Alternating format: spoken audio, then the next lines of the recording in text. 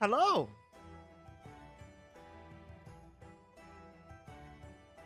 I'm glad to hear that I'm not the only one who has a running late kind of thing, to be honest. Like, I was just kind of going around my my entire house like, oh god. I really hope that I don't... I really hope I don't disappoint these people after my, like, weeks-long vacation. Or, like, my week-long vacation, I should say.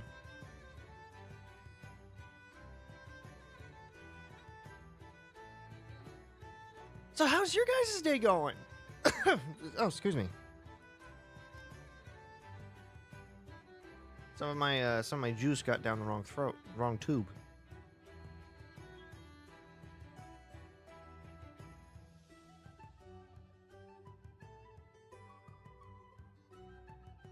My day's been okay.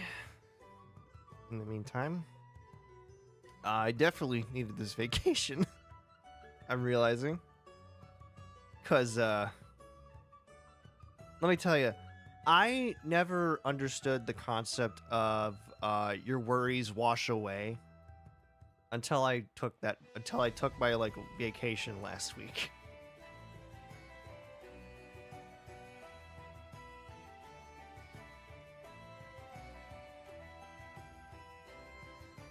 How not to become a demon lord?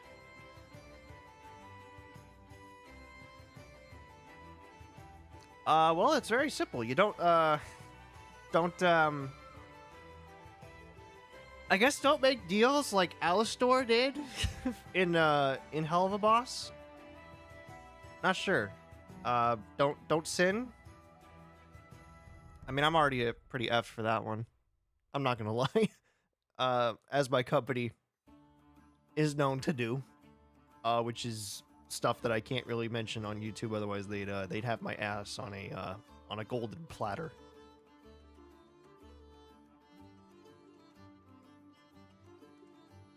But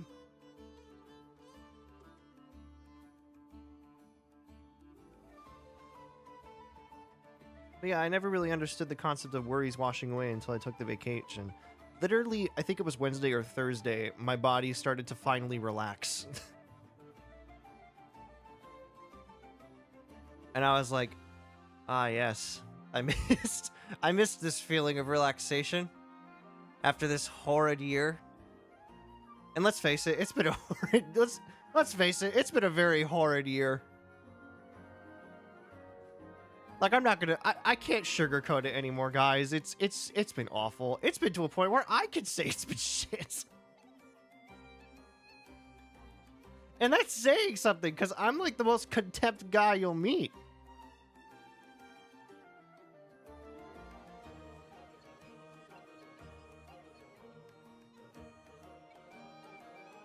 Also, I have to say, I just noticed your profile picture. Is that literally Arlecchino just wearing a McDonald's hat?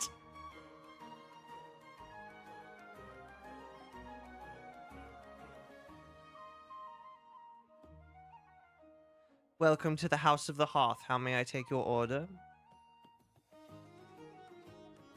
Dude, a restaurant... Could you imagine a restaurant called the House of the Hearth? That actually would be kind of a kick-ass restaurant.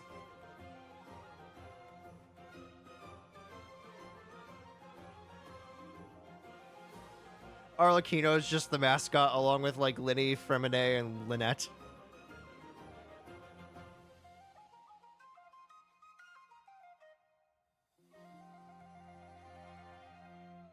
It'd be all Fontanian themed. It'd kind of be like the restaurant in Universal, the one in what is it, Evil Universe? I don't know why they called it Evil Universe. I'll surely open one with fair prices. Yes, the price. The price is your memories. Upon when you leave. Alright. Just like, alright, we're ready to pay the bill. Okay. Puts down a bottle of fire. What is that? That's what you're supposed to pay with. What? Yeah, you swallow this and then you forget everything you saw here. Huh?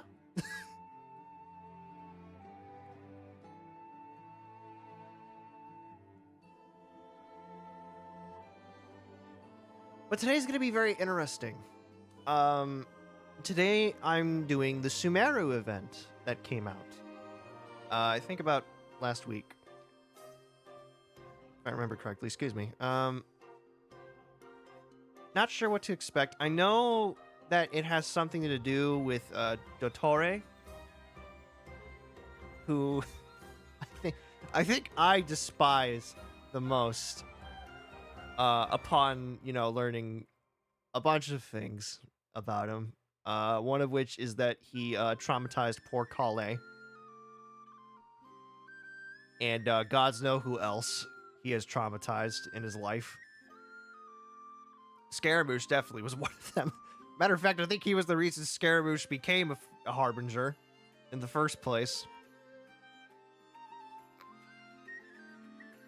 Or at least was like, he was not sure, and then Dottore like killed his best friend. And then Scaramouche just went, all right, you know what? That's it. I'm going evil mode. Fine. Activate evil mode. I'm ready. And then he found out that Dottore did it, and now he's just like, well, it's time for him to die. I think he's I will admit, I don't think Signore deserved to die. I definitely think Dottore deserves to die, though.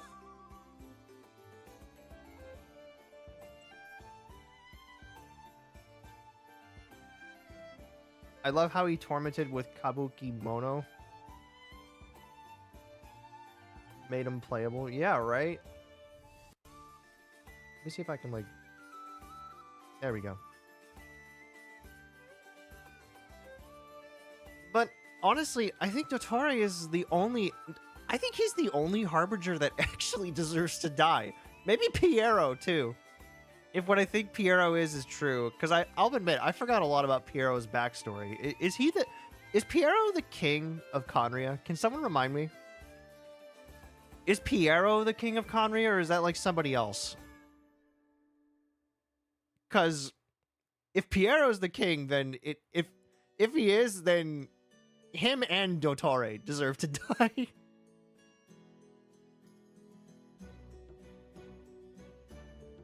But granted, only one of them can, so you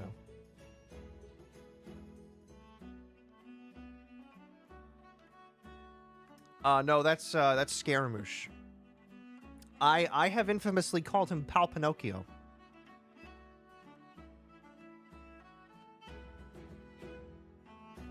Scaramouche, or Wanderer, is Pal Pinocchio.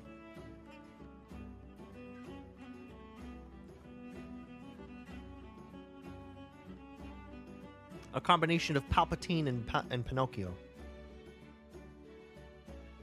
But now you have me wondering, is Piero just a machine as well? I know Sandrone and, Wanderer were. Is Piero a machine?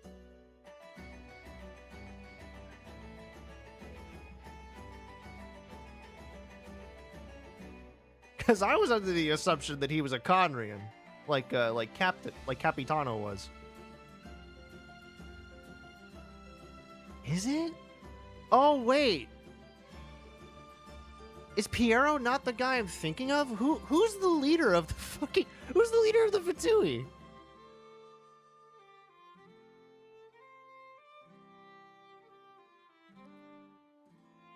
Did I mistake the Schneznayan mayor for the for the guy that's like that just doesn't give a shit?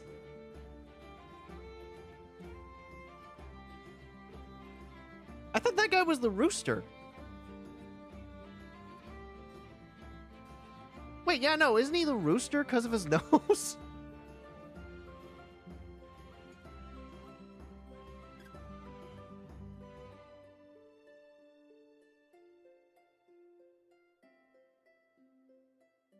I need to remind myself on who all the Fatui Harbingers are. Hold on a second. Give me 1 second. Fatui Harbingers. I need to know Yeah, no, Piero's the big guy. You're thinking of the root. Yeah, you're thinking of the rooster.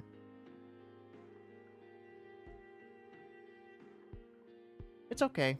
Mistakes. You're all right. Mistakes are bound to happen. You are correct. I find it interesting, by the way, that Piero calls himself the Jester. Which, I don't know if that's meant to be like a misleading kind of thing. Uh-oh. Hold this.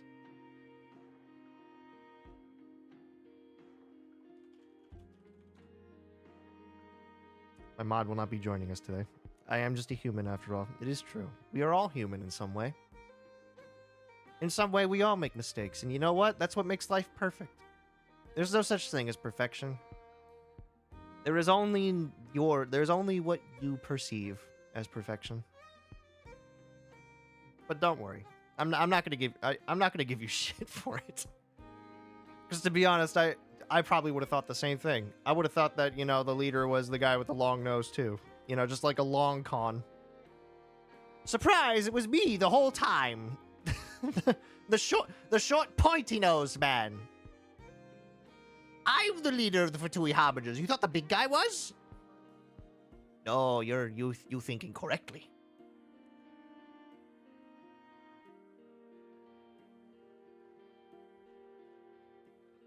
But I think we're going to be learning about the Doctor, which I don't care what kind of new information I learn about him. He deserves to die still. And after I learn about him, I will tell you why he deserves to die still. Or at least why I think he does.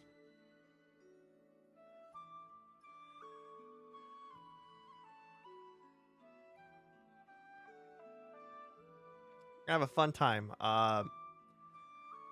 All the voice actors came back. I think Nefer's going to be involved in this. I'm not sure.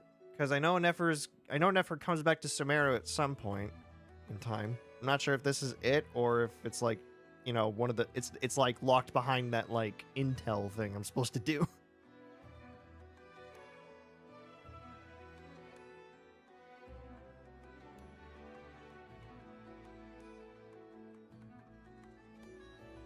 Your naming sense seems overly familiar, like how you use the term Vaughn. Well, here's a little story about the man before you. Alistair von Blackwell was once simply known as Alistair Blackwell. He is an Irish vampire of the self-proclaimed Abertox species. And he found himself going over to America during the Melting Pot years and met this lovely woman named Viola, who was also a vampire, or a vampiress, if you will. Alistair won her over with some, you know, illusional magic. He basically played a song for her because just like me, he can think up wonderful things. He just can't put them to paper like I can.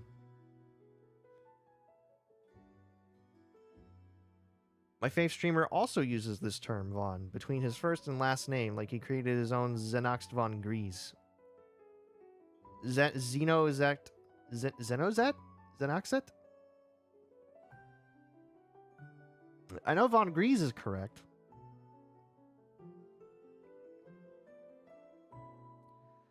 I mean, Vaughn is just a normal thing for vampires, I think. I just chose it because I thought it would be more, like, fluid. As opposed to, like, Alistair Blackwell, which, granted, would still be fluid, but, you know, I wanted to add Vaughn somewhere. Even though he's not from Germany or Transylvania. He's from Ireland. My ancestral home. But, people struggle to pronounce the first name, though. I might be one of them. I might be one of them. I'm looking at this and I'm like, Xenozet? Xenoxet? Xenoxet? Xenoxet?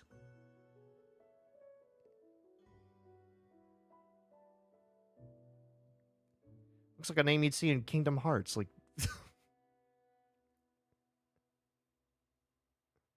it's like if it's like Zemnis like decided he was going full goth mode and just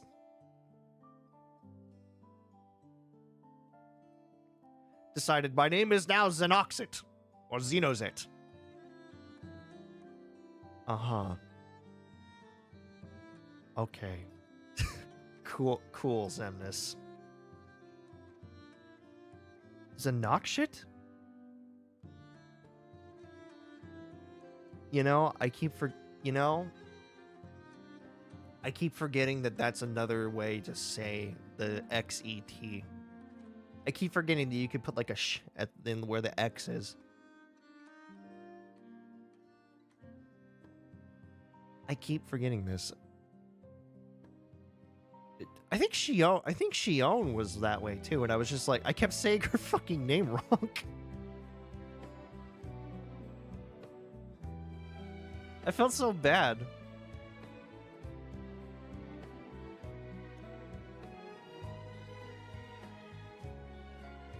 But anyway, I think I've stalled enough.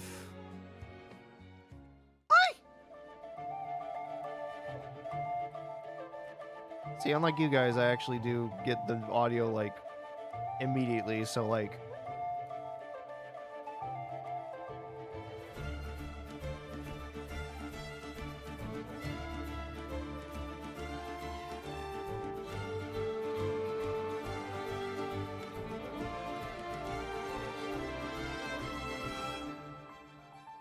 I need to figure out this, like, volume leveling thing so bad.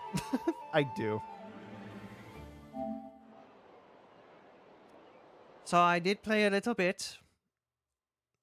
I didn't play this event, really. I just kind of walked around Teyvat. Looking for treasure chests and whatnot.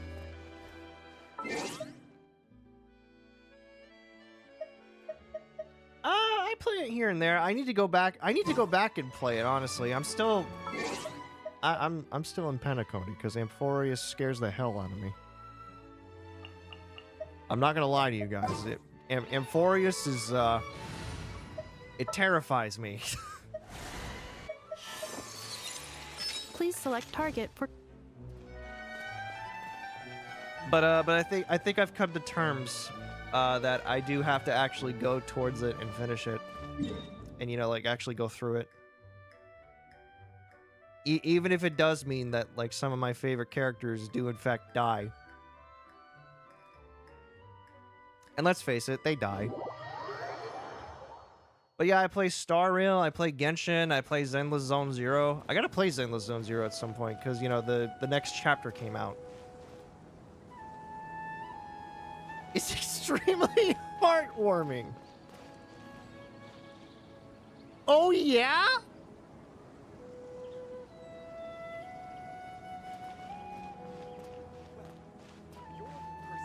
Heartwarming. Yeah, I imagine seeing my favorite character, Cypher, get the absolute shit punched out of her is heartwarming. Yeah, I imagine that greatly. I will never forgive them for that, by the way. I like Cypher. Why did they have to do her dirty like that? Anyway, let's get this started. Huh. We haven't been back to the academia in a while. It hasn't changed much, has it? No. I imagine it can't really change, Paimon. Well, since we've got some time, want to go to the house of Dana? Paimon wants to do some reading! Gasp! Like, gasp! Excuse me? Who are you and what have you done with Paimon? Ha! So you noticed? I mean, not really. I kind of noticed it when we went to Fontaine. You were reading the hell out of a detective book. Well, you're too late. The Paimon you know and love is no more. The Flame Chasers suffered the same fate as those from Honkai Impact 3. Yeah, I keep forgetting that Star Rail is a sequel to that. Wait, wait, hold on. They did this twice? You're telling me that they did it once in Impact 3 and they did it again in Star Rail?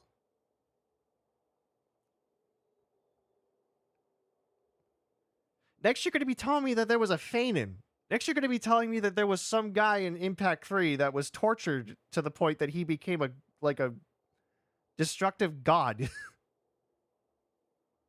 looking at Paimon Plus, a new and improved treasure trove of travel know-how. Uh-huh. I'd like to know the books you're reading, by the way. Just so we're clear. Because unless some of those, bro, the last chapter was so freaking and they did the same MV at the end because of you. MV, like motive?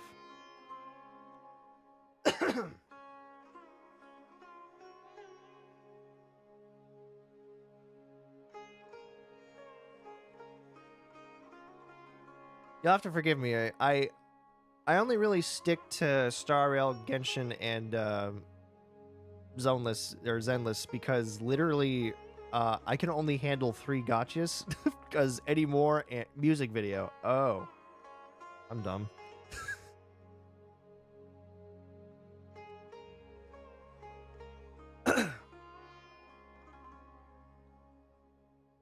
And because of you. Huh.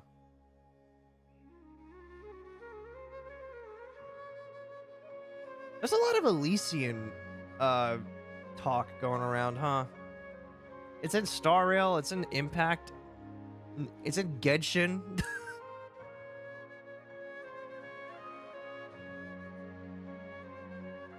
I guess Elysia was the catalyst for all these universes, huh? Next thing you know, Zenless is gonna start talking about it. I'm gonna be like, uh-oh. Looks like I'm gonna have to play Honkai Impact at some point. Paimon Plus would like to find some new books to peruse. A gracious traveler like yourself wouldn't leave her companionless on her quest, right? I'm kind of afraid to see what would happen if I refused. Come on, I don't want to find out. Are you gonna suddenly pull out a sword?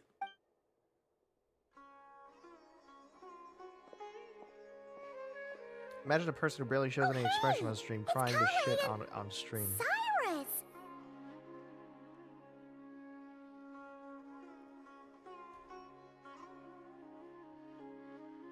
Yeah, I'd imagine. You know, there have been a couple of times where these games have put me on the verge of tears. Wonder what's going on. Let's go see. And the books? You're abandoning the quest already, huh? Well... You didn't want to read, did you?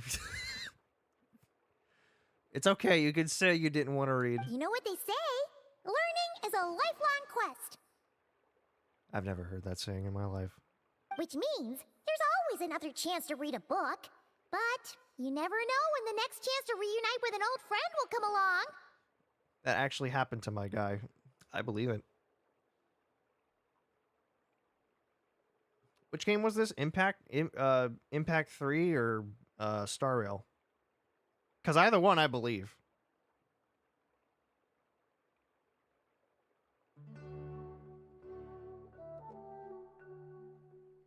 To be honest.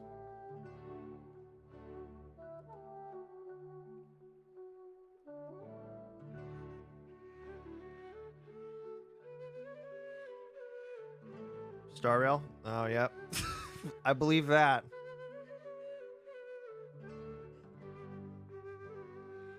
Dude, I think my... Because it was a deja vu kind of thing for him? Yeah, I can imagine that. I imagine at some point I'm going to have my deja vu moment too. I've had it a couple of times. I've had my war flashbacks too. Except it's not really in terms of a gotcha, it's in well, I guess technically it is, because the game I would be talking about technically is, since, you know, you gotta go after card packs once in a while. But, I think my moment of, like, oh, shit, was, like, when, oh, what's her name?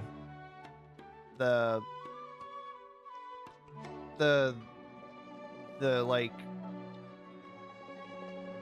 the fox girl from that like fleet. You know, when she got possessed, and it was very clear that she was possessed, and then the creature like snapped her fucking neck. That was my moment of like, oh, it's serious.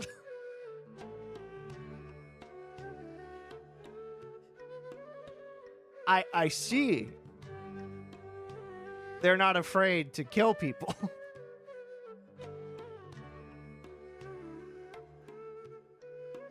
And then I found out after Pentaconi I was going to a land of like death, and I was just like, you know what?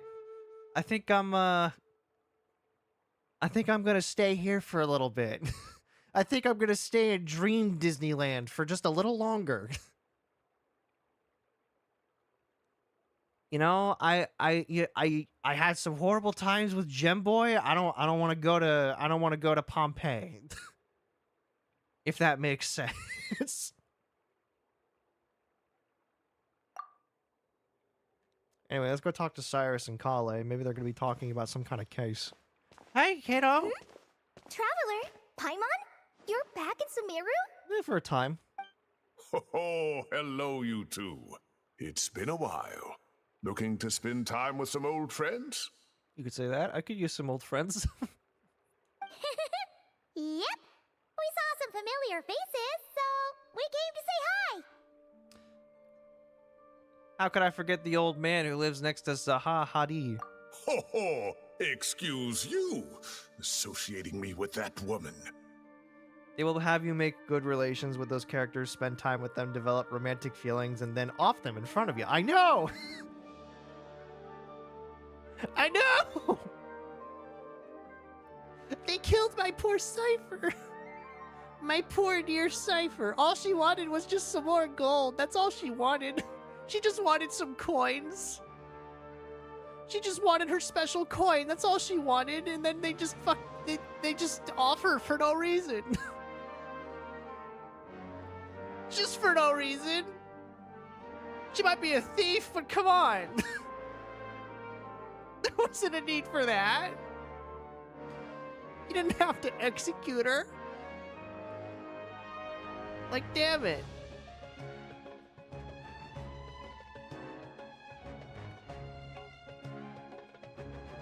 Anyway. And if you're going to remember me that way, you should at least mention my tomato growing skills. I have yet to see your tomatoes, Cyrus.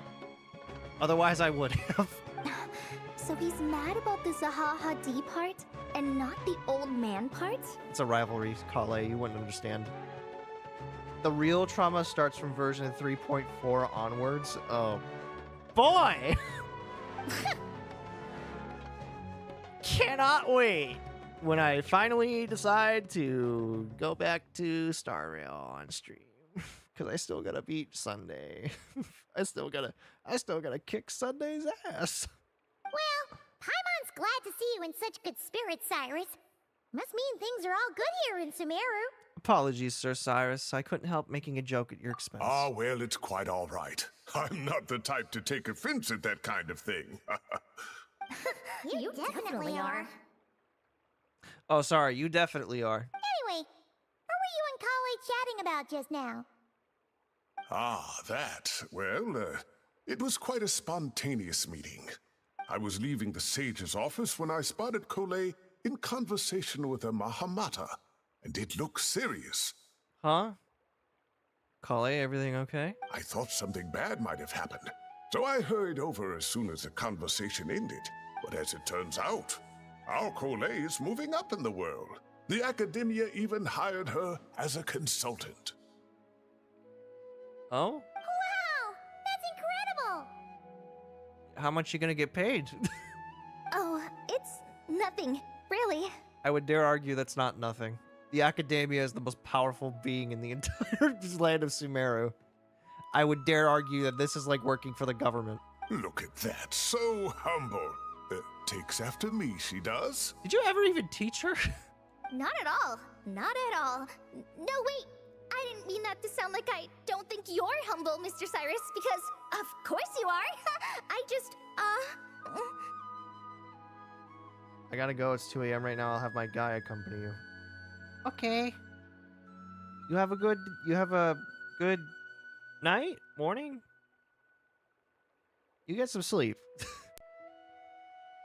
I'll see you around, Arle. Uh-oh. Kale's so nervous she's sweating. I should probably help her out. Anyway, what kind of consultant what are you a consultant for exactly? Oh, well, I wouldn't even call myself a consultant. I'm just helping out. With what? with? Now that the new semester has started, a lot of students and scholars are doing field work for their research. Oh, I see. You're the guide. But it can be dangerous for those who don't have a lot of experience in the wild. Yeah, that's true. Case in point, the desert. So, the academia is planning to establish an agency that provides guidance on outdoor survival and rescue for people who need it. Oh, that's nice. Oh, Paimon gets it! It's like search and rescue. So, you're here to explain rainforest survival as a representative of the forest rangers. I've got to stop starting streams before I eat. Yeah, pretty much. Of course, when it comes to tips on deciphering mechanisms or defeating monsters, that's for people who are far more senior than me to handle. But you've been on a team. You haven't been on my team, granted, but you've been on teams before. And speaking of which, since we're short on manpower, the person in charge at the academia said we're still accepting newcomers. They want me to be a consultant? I guess I would be the perfect consultant, huh? I've basically been around the entire planet at this point. If you're interested, you're welcome to join and share your insights. Ah, seizing the moment. Well done, Cole. Recruiting someone as capable as the Traveler is a great idea. Oh, and just between the four of us, the Academia has set aside a generous amount of funding for this project. Money is not an issue to me at the moment. I don't really spend my Mora on a lot of stuff, really. It's mostly just leveling up and once in a while ingredients. And that's it, really. Most of the stuff that I used to spend the Mora on don't exist anymore because they apparently gave up on the little shops. Paimon cares though, so I guess I'll have to do that. Well, since Kali's thrown her hat in the ring, we should help out too. What do you say, Traveler? Well, as we all know, I'm nothing if not helpful. Great! God rest my hopeful soul. We're all supposed to meet up in Aru Village later, so I guess we'll regroup there. I was kinda worried, since Master Tainari isn't around to help this time, but now I feel much better. Have faith. You don't need anyone's help to do a great job. Yeah, even if you don't trust the Academia's eye for talent, you can trust ours for sure. And mine, of course. I have as good an eye for people as I do for tomatoes. Again, haven't seen a single tomato from your garden. Well, there you have it. Thanks, everyone. At least not that I can remember. I'll have to double check my backpack. Oh, speaking of Tainari, how are things with him and the others? Good, thanks. All the forest rangers are doing great. Feel like there's a but? Oh, but Master Tainari did mention that Sino and Sethos were heading to Gandharvaville. I'm not sure if it's for work or something else. Huh, knowing them, could just be to play some cards. Those two have time. You know, for a General Mahamatra, he seems to have a lot of time to play cards, doesn't he? For a guy who's supposed to be in charge of an entire, like, army of,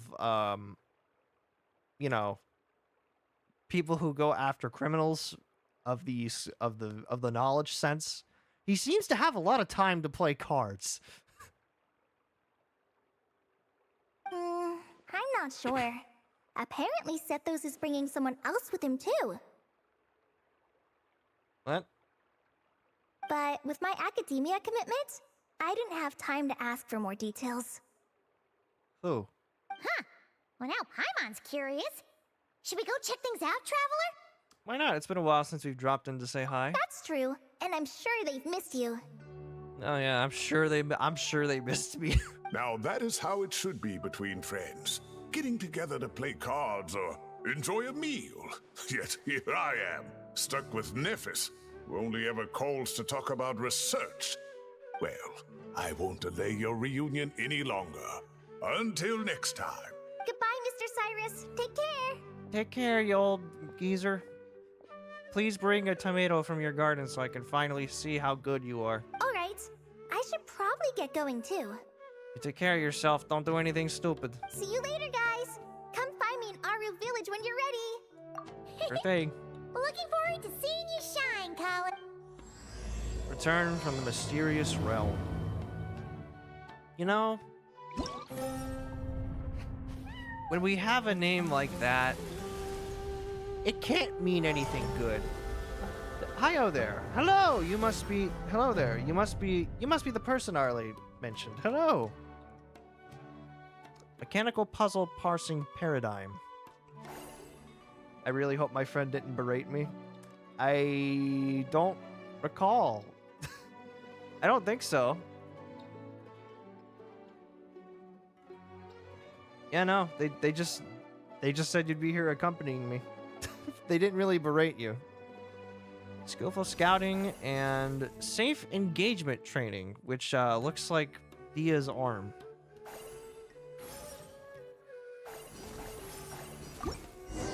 It looks like this event's going to be revolving around Layla, too.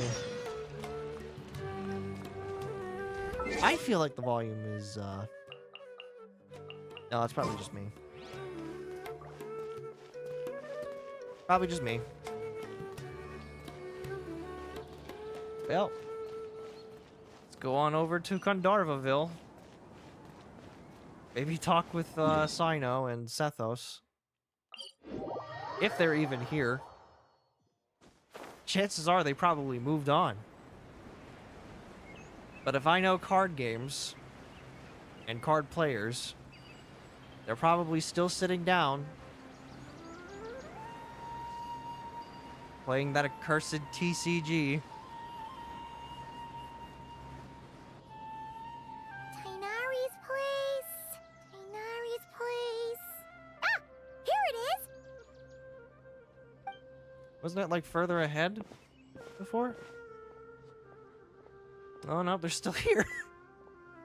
Sino! Sethos! Looks like the whole gang's here. Oh, and Layla's here too! Yeah, it doesn't look like they're playing cards. I've been grinding Star Rail whole day.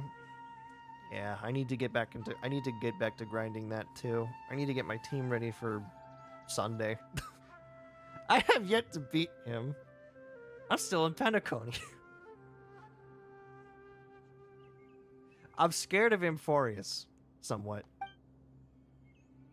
But, oh, she doesn't look too good.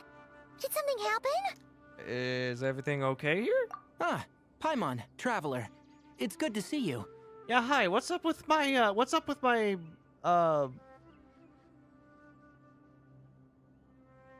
with my friendly sleepy friend? I'd welcome you like a proper host, but I'm a bit busy at the moment. Apologies. No problem. This seems serious. No need to look that worried. I mean, okay, can you explain why? My observations indicate Miss Layla's condition has improved quite a bit. Quite a bit? From what? Amphorius really took a toll on me? Yeah, that's what I'm worried about. That's what I'm worried about. I'm worried that it'll take a toll on me, too. There's no danger to her mind. She's just fatigued and needs some rest. I mean, I know at some point, like, it becomes clear that, like, they didn't really... I know that they're not really dead. That it's more so just, like, you know, they're just... They quote-unquote exist.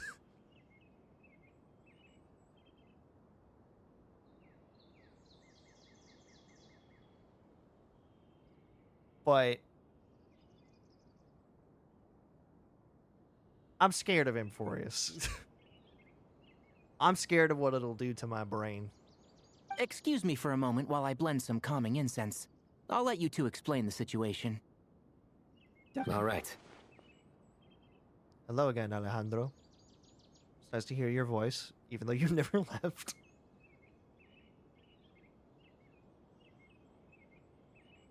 This is the streamer I've been talking about. Ah, you're... Give me a second. Let me, Here's a Nokshat. Is it Nokshat? Is it Nokshat?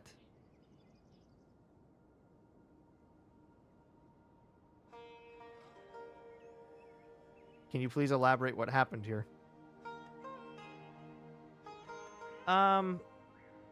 Well, if that's the case, then, well, I wouldn't say they berated you. I would more so say that, you know, they were very honest with what happened with you and Amphorius, which is that, just like myself, you cried. But don't worry, I feel like I'm going to cry too once I get myself through that. And I thought you had to go to bed. How dare you? What happened was, Sethos and a few members of the Temple of Silence rescued Layla, who was out in the desert trapped in a state of delirium. Layla? No. State of delirium and Layla? No, I don't believe that. You know, I keep forgetting that she has the Triforce on her hat. I keep forgetting she has the Triforce on her hat. She had to be rescued? Oh, that sounds bad. I won't be sleeping before 5 a.m. That's all you're gonna say about it, Sino? I mean, we don't want people jumping to conclusions. He said it was a state of delirium. What could possibly make that sound any better? That's all I can say about it. The person involved is unable to explain what happened to her, so we're limited in what we know. The person involved? Sorry. My head is still dizzy. Layla, sweetheart, I just need you to lay down. You are on which server? I am on American. The moons. The moons.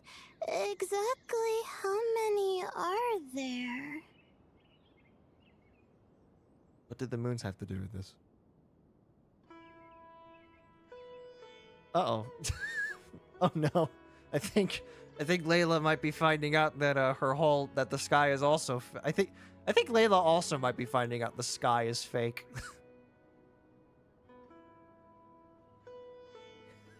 I think Layla might be on the path of figuring out that the skies of Tibet are in fact false.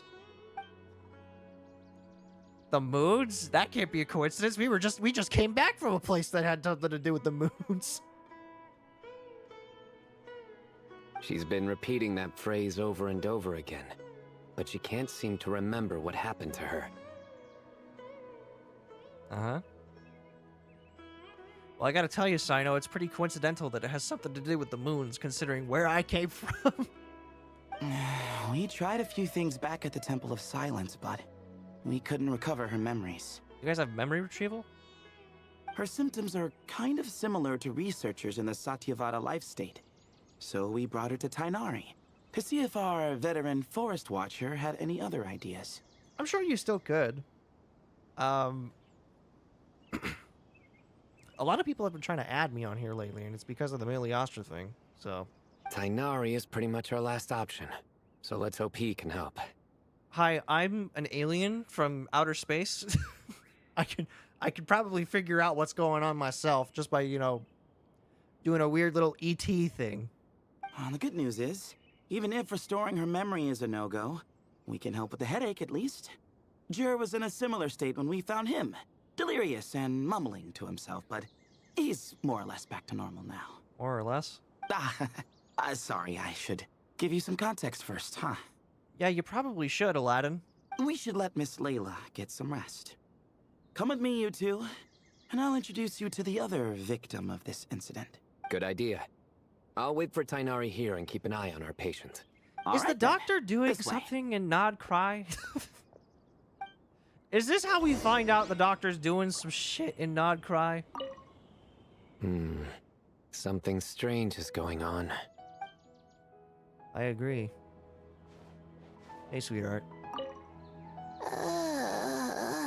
You just get some rest, okay?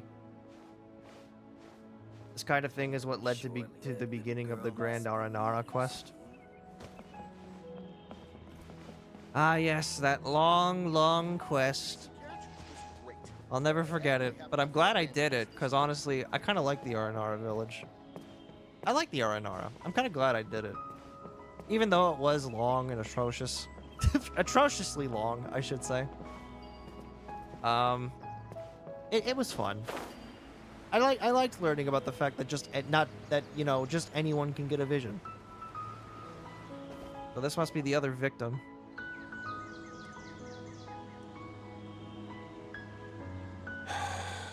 Who did the Ajalenok not offend? I just don't get it. The what? Huh? Hey, Jer. Still musing about Ajilenok nuts, huh? Want me to have Sino come over and tell some jokes? Might help distract you. In a bad way. No. No need. I'm done. Yeah, that's one nutty idea. That's all. That's not all it's cracked up to be. I had to grind 200 wishes in 2 days, so I had to do it with, as well as maxing out the desert after losing to Mualani.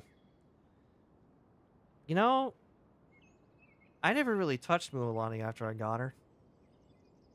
Oh dear. Another master of puns. Oh no, not another. One of Sino's card buddies, actually. Sorry, it was really hard to resist. I think I might just take that as my cue to head back to the desert. Not a good idea. Hold on. So, what's the deal with the Ajilenok nuts? Other than the bad Sino jokes. We'll get to that. But first, introductions are in order. This is Jer, a member of the Temple of Silence. Hello, Jer. It's nice to see you. And you remember the Traveler, right, Jer? Have we met? I don't think we've met before. Of course. I'd never forget a participant in the Rite of Duels or the hero who saved Sumeru. Okay, that last part, okay, those two I would believe. Awesome. Could you go over what happened to you one more time, Jer? Our valiant hero is gonna help us get to the bottom of this. Huh? Me? I am? When did I agree to this? I have been using her for endgame, C1 rank 1, or Constellation 1 rank 1, best Hydro DPS, just need a pyro appliant. Yeah. I don't know. I like my storm team. My current storm team. Just like this look, just like, huh? Me? You mean me? Me, yes? Might as well join since you're here, am I right? But I'm just a consultant. Just hear him out. You're gonna want to uncover this mystery once you do. I'd bet on it. Okay, Aladdin, let's play. Well, I was on an expedition in the desert not too long ago when I got caught in some quicksand. Okay, sounds pretty normal so far. Later, it became obvious it wasn't normal quicksand because instead of sinking to my death, I fell into an undiscovered ruin. You know, we call that a hole, really. Under the desert. In my panic, arms and legs flailing about, I suspect I touched some things I shouldn't have. Oh, yeah? this look, just like, huh? Oh, no! Help! So here's a sub for you. Thank you. I appreciate it. I'm glad I'm being a good boy. Because in that brief moment, an enormous amount of information came surging into my mind. Oh no. He must have touched the doctor's syringe earring. One of the doctor's syringe earrings must have been lost in the desert and it pricked him. I would hesitate to even call it knowledge, because my brain had no capacity to process the information. To use an analogy, it would be like trying to stuff thousands of Ajilenok nuts into a small water skin without it bursting. Sorry again with the Ajilenok nuts, I know. It's fine. We're getting to that part of the story anyway. Yeah, what is this about Ajilenok? About the nuts? True. Well, just as I was on the verge of madness, a single phrase broke through the storm of thoughts in my head. It was a man's voice saying, "Don't eat Ajilenok nuts." What? Are they poisonous? What? Are they poisonous or something? I know it's hard to believe, but that's what happened. I was saved by the phrase, "Don't eat Agelenok nuts." Mention a man's voice. Do you know who it was? I'm not sure.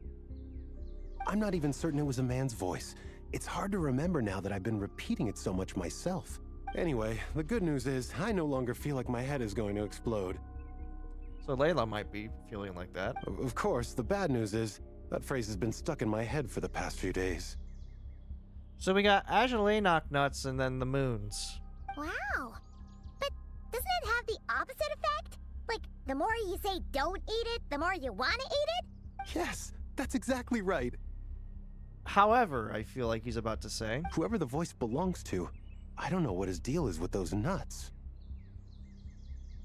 Well, the world's a big place. There's bound to be people who don't like sweet stuff. I suppose. Strangely enough, I'm starting to think the voice belonged not to a man, but a cat. His thoughts doing some shit. A cat? How? I guess my previous chat didn't show up. Never mind. What? No, it showed up. I see you have been a good boy, so here's a sub for you. Is it not showing up? In some cases? Is YouTube doing a thing again that I'm unaware of? Because my two-screen setup doesn't want to help me out here.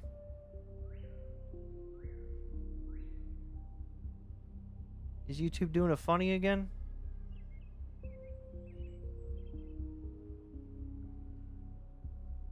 Give me a second.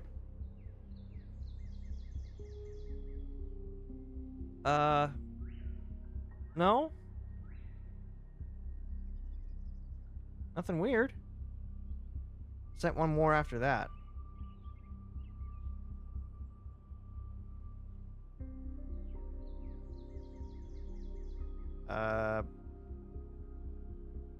I see 107. Then again, I don't really keep track of the number. Huh. I probably should keep track of that number more often. Yeah, I'm not going to be much help in figuring that out. I'm sorry. But I imagine it worked. It's just, it might take a little bit, I guess. That's the question, isn't it? What would a cat be doing in an abandoned ruin like that? I meant chat.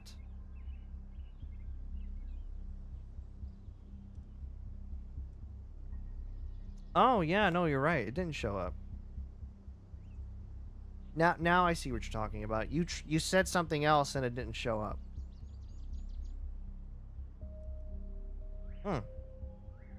Perhaps a glitch in the system. Perhaps perhaps a glitch in YouTube's matrix has come in. And yeah, what would a cat be doing in those ruins? Just as my mind was reaching its breaking point, I could have sworn I heard the sound of a cat guiding me to exit. Oh. Okay.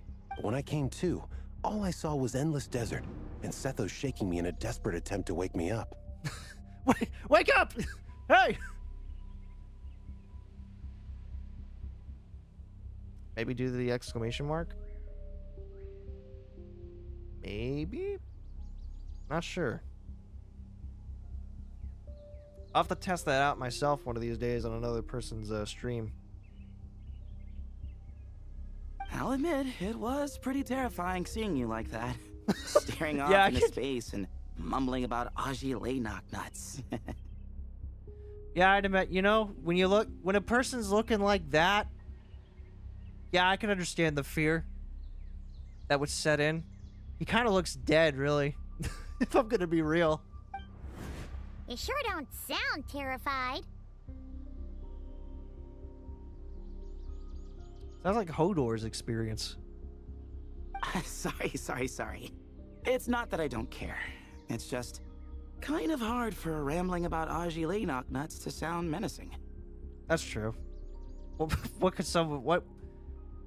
Now, Never mind. what Layla was saying, on the other hand... That is much creepier. What, how many moons there are? How's that creepier? You mean about the number of moons? Exactly. The unknown is what breeds fear. Agile knocknuts are familiar. But the moon suspended above us at night? That's about as foreign as it gets. Good night, I'm off to sleep. Alrighty. You take care, get some good rest. I'll see you around. We don't know that for sure. There could be a whole other world inside an Agilenok nut, with a moon of its own. Oh no. It's a flat earther.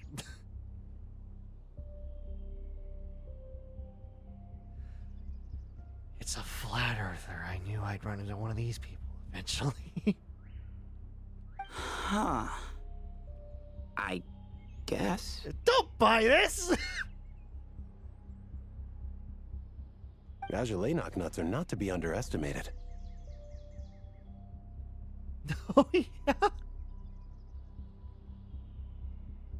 Right, yeah, of course. Won't catch me disparaging the mighty Agile knocknut. No, sir. He leans over to me like, this guy's fucking lost it.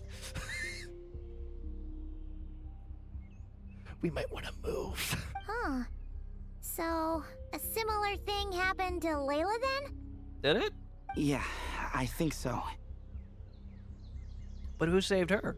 I was in a hurry to rescue Jur, so I put a marker on the incident site so we could go back and investigate. When his condition stabilized, we doubled back around to check and... You discovered Layla in a similar condition, except she's not in the sand. Exactly. But why was she there? Multiple victims with the same symptoms at the same location. It wasn't hard to conclude that something is seriously wrong with that place. The Bermuda Triangle. The Sumeru Triangle. Finally, we found it.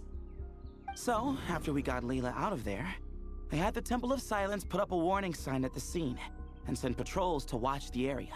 Speaking of, Sino, Tainari, and I are going to head back there and investigate once Layla is stable. So, as per usual, you're here just in time. Yeah, it sounds like you need all the help you can get when you're dealing with the Sumeru Triangle. That's for sure. But there is another reason I want Sino and Tainari involved in this. Because the story doesn't end there. Right, I'll Jer? entertain you. I will. I need to be better about watching different streamers, so I'll definitely give it a shot. Oh, yes. Where was I? The Agilenok nuts butted in and I... Right. Yes. The cat. Yeah, tell me about this cat. As I followed the cat noises, the voice said something else. So, there are those from Tula who still endure. What? I thought that was strange, of course, because, well, was the voice referring to me? Records of my ancestry are rather sparse, so I'm not sure if my bloodline even traces back to that place. Tula? That's right. The Temple of Silence's place of origin.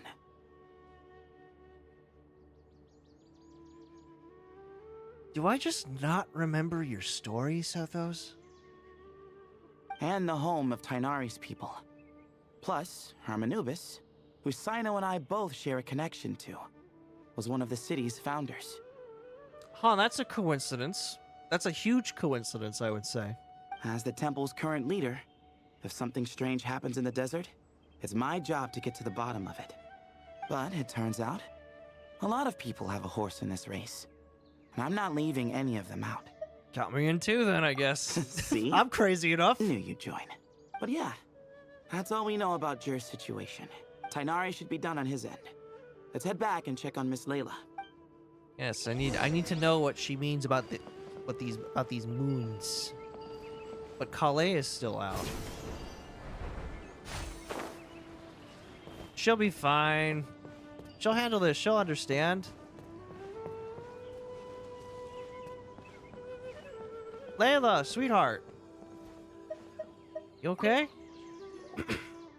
How are you feeling? But don't speak if it's too taxing. Yeah, are you alright? It's fine. I'm much better now, thanks. God, you look a lot worse than I remember. Are you okay? I feel like I haven't slept in 2 days, so pretty much back to normal. The microphone sounds like it changed a little bit.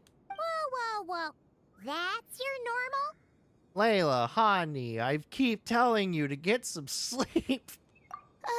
Traveler, Paimon, I thought I heard your voices earlier.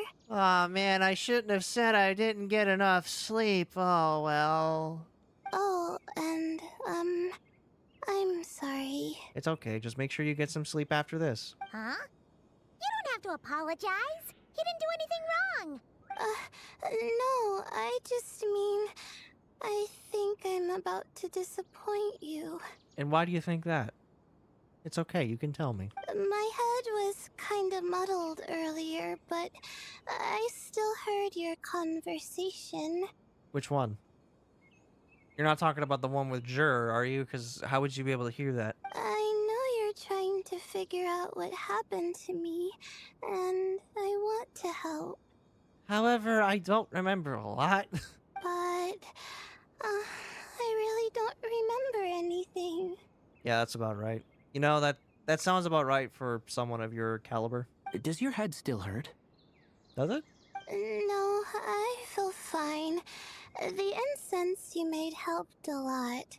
I'm still hearing those words in my head, but other than that, I'm okay. About the moons? It's just, all I remember are those words. Everything else is a total blank. One moment I was heading to the stargazing point I'd calculated, and the next, I was on my back in the sand. The same phrase playing over and over again in my mind. You poor thing. You just you need a traveler. Give her a hug. I'd give her a hug myself, but I'm having a moment. How many moons are there in the sky? Well, I'll tell you this much. That's not a question you want answered. Trust me. Sethos, did your friend Jur suffer from memory loss too? Not really. His memories are blurry, but there aren't huge gaps like this. I mean, she is dealing with split personality, so that's pretty normal for her. He remembers touching something. Someone talking, a voice mentioning Tuletula, and hearing a cat lead him to the exit. A cat. I saw the same cat. My God. Did you hear it too? Huh?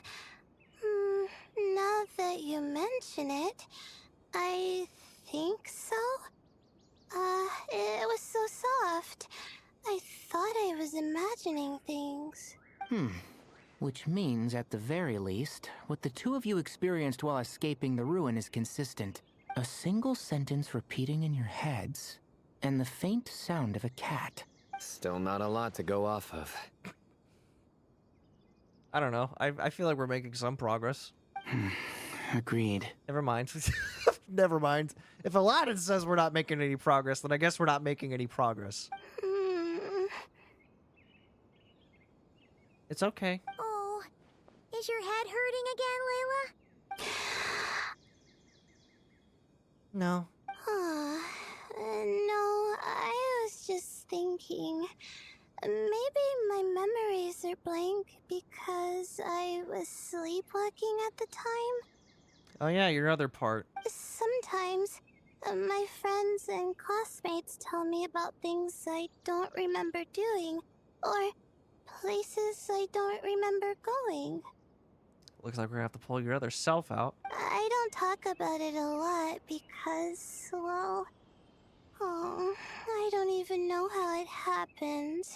But I don't want my personal circumstances clouding your judgment. I think you're doing fine. So I, just wanted to mention that. And you're doing great. Ah, I see. Well, thank you for telling us. Don't worry, we'll figure out a way to pull the other you out so we can ask her questions too. But I don't think we need to dwell on that for now. We're gonna check out the site of the incident for ourselves, so that should help us come to our own conclusions. I'm with Tainari. Don't put too much pressure on yourself, Layla. Okay. Then could I come too? Oh, I have to know what happened to me back there. Don't think that's a good idea. Sure, Never mind. but on one condition. You need to be in tip-top shape before we head out. If your condition isn't stable enough before then, we'll have to figure out something else. Of course. No problem. Yeah, I'm definitely not gonna break any rules. Well, I'm more concerned about Tainari. You sure you'll be alright in the desert? Yeah, you sure about that? Forest boy? The man who can't survive in the desert worth shit? You say that like I'll evaporate on first contact with sand or something. Isn't it you who told me at one point that your gut becomes so dry that you fainted at one point? Wasn't that you who said that, Tainari? Was that not you? Am I mistaking that? Call it curiosity. If this concerns my ancestors, I want to figure out what's going on. Anyway, as long as I take things slow when the sun's out, I should be fine with the right preparation. Besides, it's a good idea to have a doctor on hand in case of emergencies. I keep forgetting you're a doctor. So long as our doctor doesn't become the emergency. Well, if that happens, I suppose I'll just have to rely on the kindness of my entourage to haul me back home. All right, well, that all sounds good to me. Let's meet in 2 days like we agreed. Yes. Sethos finds a map and marks the location for you. Jer and I are gonna head back to the Temple of Silence to do some research in the meantime. See you in a couple days. Sounds good. Here we go. Layla's standing up, so that's good. What about you, Layla? If you feel like you need more rest, I can arrange a room for you to stay in. No need. I've asked enough of you as it is. Besides, I feel a lot better. I should make it back to my dorm, no problem. You sure? Don't push it too hard, or you might end up sleepwalking along the way. That's true. But actually, we kind of want her to sleepwalk, because what if the other person saw what happened? Don't worry. I'll be fine. I have other things I need to do anyway. Like letting my advisor and classmates know that I'm fine. Adjusting my stargazing schedule. Things like that. If I don't get it all done, I doubt I'll be able to sit still, let alone stay here and get some rest. When your mind is on something, it doesn't really want to rest, so I get that. I'm not so sure that's... You know what? I'll make sure she gets back. A much better idea. Thank you, Traveler. Come along, Of Layla. course, We're if gonna hang anything out. starts to feel off, come back for a checkup right away. You'd better listen to him, Layla, or he'll feed you tasteless slop as a punishment. How do you know that? Have you once broken that rule before? Punishment? You're the one who caught a cold. You're supposed to eat light when that happens. It was the most... Let me tell you, it was the most atrocious thing I've ever eaten in my life. Besides, with your nose stuffed up like that, you couldn't taste anything to begin with. Huh. Is that so? I can still smell, I can still taste how shitty your food was. And here I thought it was an in-taste to no issue. That's not even good, Sino. Should have seen that coming. You're off the clock, so now it's time for puns, huh? What? Oh, brother, not this again. Don't worry, Paimon. I understand. If you want me to stop, then... Don't. Don't you dare. Then? Don't ask. You'll have to call a plumber. Tell them someone's gotta pipe down. Wow. This is getting more insufferable by the second. I like how I've become I've essentially become Steve from American Dad when Klaus like ties him to a bed and just like shows him all the impressions he can do. I've become Steve. And I feel like at some point it's going to get to a point where I'm just like, all right, now make a pun about the desert. Help, says Sino. Put a sock in it already, please. Got it, Paimon. One sock in, coming right up.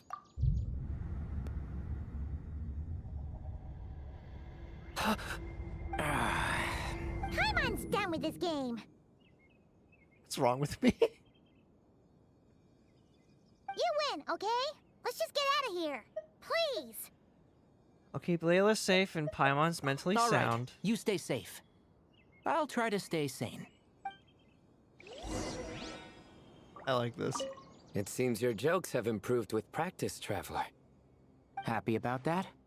Yeah, are you happy about that? I'm not. Absolutely. Finally. Someone to share the load. Finally. I have a friend. Ah, you know what? Kale's helping out the academia, but I haven't had the chance to check on her. Why don't you do me a favor and go do that? Hold on. I thought you were having me over for dinner. Yeah, what? You're already brushing him off just because of puns?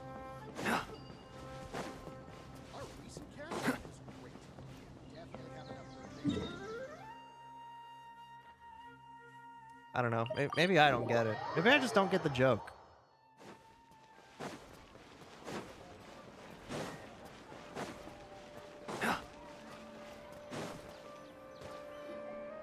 Moons. Azulina nuts. None of those have any correlation whatsoever. Moons. Azulina nuts. Are you starting to become insane too? Are the moons going nuts? Paimon, please, enough repeating. Oh no! Looks like Paimon's caught the brain bug too! She can't stop thinking about those two things! No, it's because you're trying to figure out what those two have in common, which is nothing. Paimon's gotta clear her head. But how? Food. Aha! Got it! Food. The cafe over there! Why don't we head over for a quick pick-me-up? Nothing's up with Layla. Sorry. I feel kinda tired all of a sudden. Is your other self gonna come out? Wait! Is it because of all Paimon's muttering just now? I told you. I told you. You're putting us to sleep. Oh, sorry. The coffee will be Paimon's treat, okay? So generous all of a sudden. Hey! You make it sound like Paimon's stingy or something! Kinda are sometimes. Huh. Well, she'll just have to show you her true colors. Yeah! Starting now! I think both of us are You starting to sit change tight a little and take care of Layla, Traveler. Paimon's gonna get us some snacks and coffee. Be right back. Don't go anywhere in the meantime. Don't you dare leave. I'll know it. She's pushing herself again as always. Hi, other Layla. Saw right through me, huh? Yes. I apologize for the sudden emergence, but I didn't have any other options. It's fine. As far as I'm concerned, you're Layla as well. Well, that's true. So, for our sake and your safety, allow me to fill in the gaps in her memory. I knew it. You were in control when it happened. That's right. Layla was already in bad shape, stressing about her new study topic, focusing on the stars instead of her surroundings. By the time she realized the danger she was in, it was too late. Uh-huh. What happened?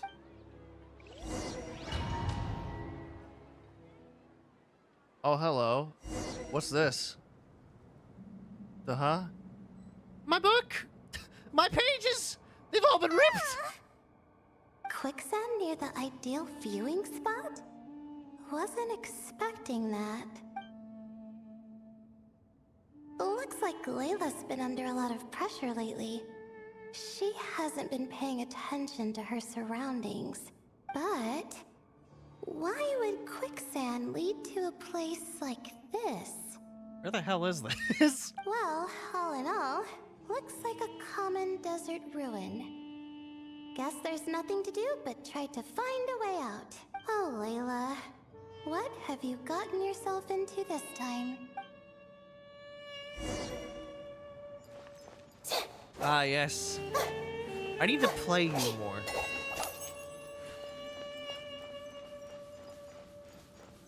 I really do.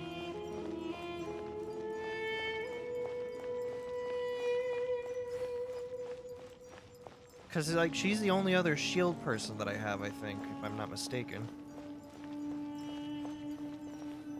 I think this door can be opened using the device next to it. Okay. So we want this. Just like I thought. Ugh, what was that? Ugh, my head. Oh! Hurts. Is My Layla brain! waking up? No, that's not it. My brain! All this information flooding my mind. What's going on? It's too much.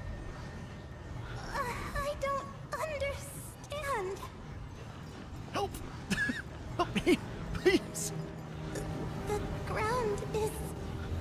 Where am I? It's spinning. Help! Help me! Someone, please! My brain! It's malfunctioning! It's a lot of information being like flooded into her brain.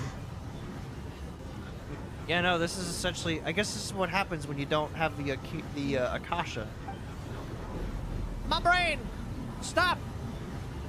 Please! Meow! Oh! How many moons are there in the sky? How many moons are there in the sky? How many moons are there in the sky? Okay, information isn't rushing into my brain anymore. That's good. How many moons are there in the sky? Uh-oh. My head hurts, but there are no more dark spots in my vision, and I can see in front of me. Still... How many moons are there in the sky? How many moons are there in the sky? What's going on? The same thought keeps popping into my head. What does it mean? How many moons are there in the sky? How many moons are there in the sky? Isn't there just one? How many moons are there in the sky? Oh, that's a different cat. A cat? I think there was one earlier, too. How many moons are there in the sky?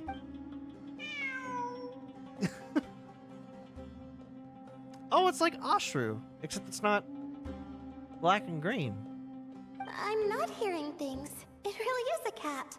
But what is it doing here? And how many moons are there in the sky? How many moons are there? No! Stop it!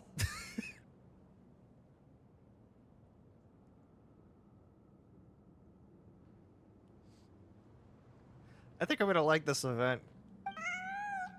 Follow me! Does it want me to follow its cries? How many moons are there in the sky? Well, it's not like I've got other options. Come on, Layla. You can do this. How many moons are there in the sky?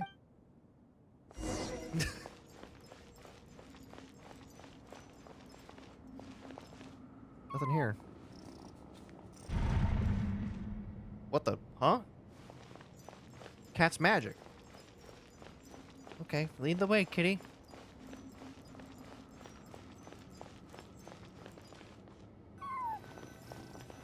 Leave.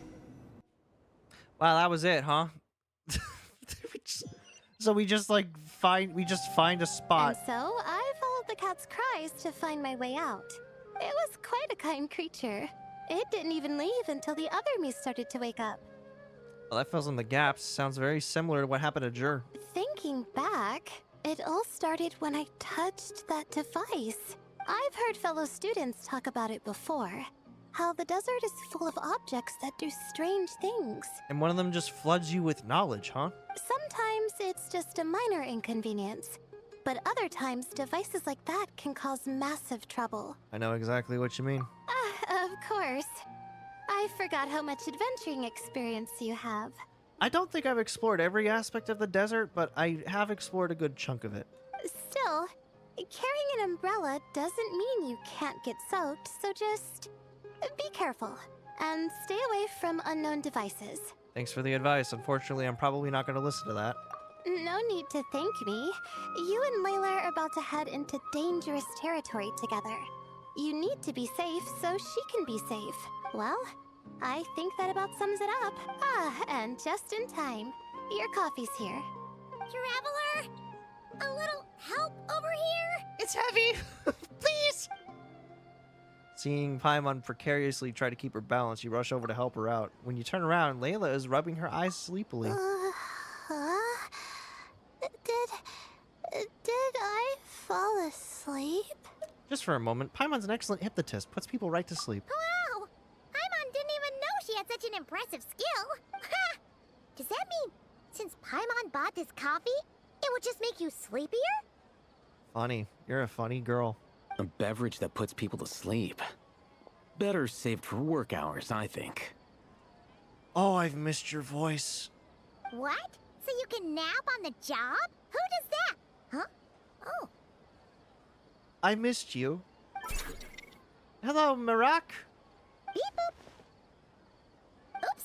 Oh, oh, hey them. Kave. Nice to see you. It's nice to see you, too. Oh, and you too, Marak. Hello. Hello, everyone. This is turning into quite the gathering. Sorry. Hope we're not interrupting anything. Nah. I wouldn't say you are. Miss Layla, you don't look so good. Is everything all right? When does she ever look good? I'm fine. I was sleeping just now, so I'm still a bit. Ah, I see. And we woke you, didn't we? I'm sorry. We shouldn't have been so loud. Nah. It's fine. No, you didn't. I didn't mean it like that. Sorry. Oh, hey, then do you want to join us? He already knows. He already knows that something's wrong. He already knows that something's up. He's just looking at her like, hang on. Something's not right here. Wait, where are you going? You just got here. Huh? Where are you going? Huh? I'm going to do what I came here to do. Oh, yeah? Why'd you say it like that? Which is? To order coffee? Buy coffee beans? Oh, okay. Oh, that was weird. Huh? You're going too? Marak! Something's up. Fine. Run off with him. See if I care. Well, looks like I get you to myself. Isn't that a first? How's it going? It's been a while, hasn't it? How have you been? Same old, you know, going through hell, being an omen of Tavat. So, a busy life of adventuring for you, and a busy life of academics for Miss Layla, is that right? No. Nope. Oh, is something wrong? Just a bit of trouble in the desert, that's all. Ah, the desert's not always the friendliest place, that's for sure. And from the look on your faces, I'm guessing this problem's not resolved? Nope. I mean, we could tell him. What is not telling him? Like, why would we not tell him? He knows the desert in and out too. Well, not in and out, but like he's been there before. Maybe we should warn him. You know, make sure that he doesn't like get curious and go, "Hey, what's going on over here?" Oh no, hole. Don't force yourself to talk about it, of course. I say talk about it. Tell him, warn him. But I've worked on several projects in the desert before, so if there's anything I can do to help, just say the word. No, I don't have anything to hide. It's just complicated, so explaining might take time. I'll give you complicated, but at least tell him. Ah, well, lucky for us, I've got that in spades. You're much more joyful sounding than before. Yes, you have been quite sedentary recently. I've learned a new word. Please excuse me as I look up said word.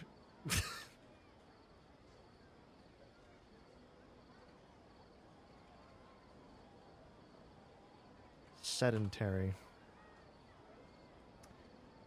Of a person tending to spend much time seated, somewhat inactive. Or of work or a way of life, characterized by much sitting and little physical exercise. Of a position, sitting, seated. Okay, so it basically just means sit. It's just a fancier way of saying sit. Got it. Excuse me? I've been going about work as normal, thank you. And, might I add, you do way less work than me. Wow, they're doing a lot more with animations. I do the amount of work that is required of me. I don't have to do a lot of work. Ah, yes. You and your stellar work ethic. The stuff of legends. Hey, guys. Fellas, should we probably ask him what's up? No. Now look what you've done. I've lost my train of thought. Where were we? The problem in the desert. Wait, you were listening earlier? I'm pretty sure those headphones have a form of like super hearing. Did you really think he's just sitting there like, did you really think that these headphones couldn't go any higher than like, did you think I couldn't super hear with these? Oh, we're giving the silent treatment now? Mature, very mature. Continue, Miss Layla. I'm curious as to how this incident unfolded. What did I tell you? This one doesn't have enough to do. Alright. Well... To explain what happened, of course you leave out the part about the other Layla. Hearing the word quicksand, Kaveh begins to look troubled. Could you still use some extra hands on this investigation team of yours? You want to go with? Archaeological? Not archaeological, architect boy? Huh? You want to join, Mr. Kaveh? That's right. I think my experience studying desert mausoleums could be of some use here. Al-Haytham's expertise in ancient languages could be helpful too. That's true. Maybe you can figure out some stuff that we can't. Besides, I consider you all to be my friends, and friends are supposed to help each other out. Wait, I'm involved in this now? You might as well be. You're the only guy we know that actually speaks the languages. Oh, please. I know you. Half the battle was over the minute you said you were curious. We couldn't stop you from joining if we tried. Well, you've got me there. You've got me there. I need to keep an eye on the machine. This suitcase of yours has been jumping at the chance to volunteer for a while now. I imagine. You imagine? Go on, continue your sentence. Mechanical life forms might also feel homesick from time to time. What? Huh. Now that you mention it, Marak's core was a component sourced from the desert. Let's go home. Let me go home. Please, please, please. That could prove useful. You're sure you want to come with us? It could be dangerous. Oh, I'm sure. All the more reason to recruit as much help as possible. It's important to count on friends at times like these. We appreciate the help. I might as well call somebody else while I'm at it from a place I'm pretty familiar with. Our pleasure. It's a plan, then. You give Kaveh and Al-Haytham the directions to Sethos provided. You all chat for a while longer, and Layla's spirits are lifted. All right, we'll head back to our place to get ready. This one hasn't been on a trip in a while. Chances are, he doesn't even remember how to pack a suitcase. I'm not worried. It'll get done. Somehow. At least you admit it. Honestly, I packed pretty poorly for my vacation, so I get it. Would it kill you to help every once in a while? I'm confused now. Is it him that has trouble packing or you? I do help. It's called moral support. Yeah, Kaveh, have you ever heard of that? Oh, of course. And I am ever so grateful. Goodbye, you three. We'll see you soon. Don't fight on the way home, please.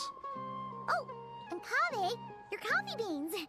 You were too busy glaring at Alhaitham, you almost forgot them. Oh, you almost forgot the beans! How could you? Well, we're pretty close to the academia now. I should be fine from here. I don't know about that. I think I should still go with you. Thanks for the coffee, Paimon. I feel much better now. Coffee's great and all, but you need sleep too, Layla. Right. I'll follow the doctor's orders. Or try to, at least. With the blessing of the stars, I hope we all get a good night's sleep. And thus was the end of Act 1. Now we move on to Act 2, yes? Act 2, yes? Yes. Wait. There we go. I like this automatic thing. It helps me a lot.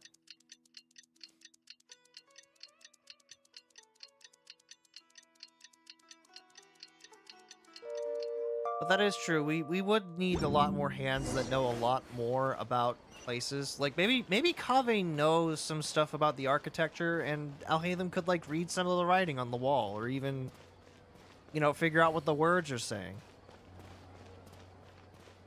But then again, he probably would be too focused on his head hurting to figure out what the words are saying. Okay, so it's in the desert. Oh, that's like way out there, huh? Oh, here we go. Well, that's... Ah, yes, I forgot. The desert's weird. I forgot about that.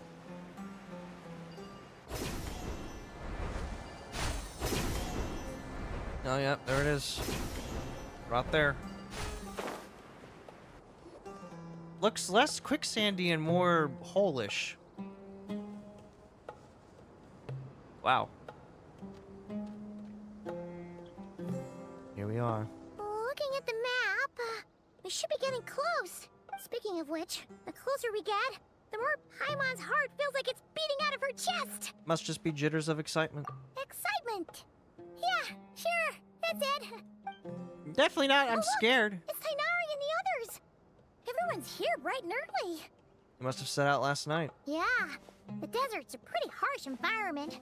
Better to travel at night and beat the heat. Even Jur's here? Hey everyone, we're here. Why is Jur here? Ah, right on time. Looks like the desert's treating you okay so far. You don't need to worry about me. It's not too hot yet, and I'm properly hydrated. All right, we're just waiting on the two people Miss Layla mentioned, and then we'll be set. What about Jur? He's staying behind. If we don't make it back after a certain time, he'll be in charge of rescue operations. Very good, Jur. You can count on me. I'd better. I better be able to, or you're dead to me the minute I get out of that hole. Nice. You thought of everything. Oh, and Cyrus said he'll be in Aru Village, so he's also available if we need help. Oh, even Cyrus came along? Haha! Amazing!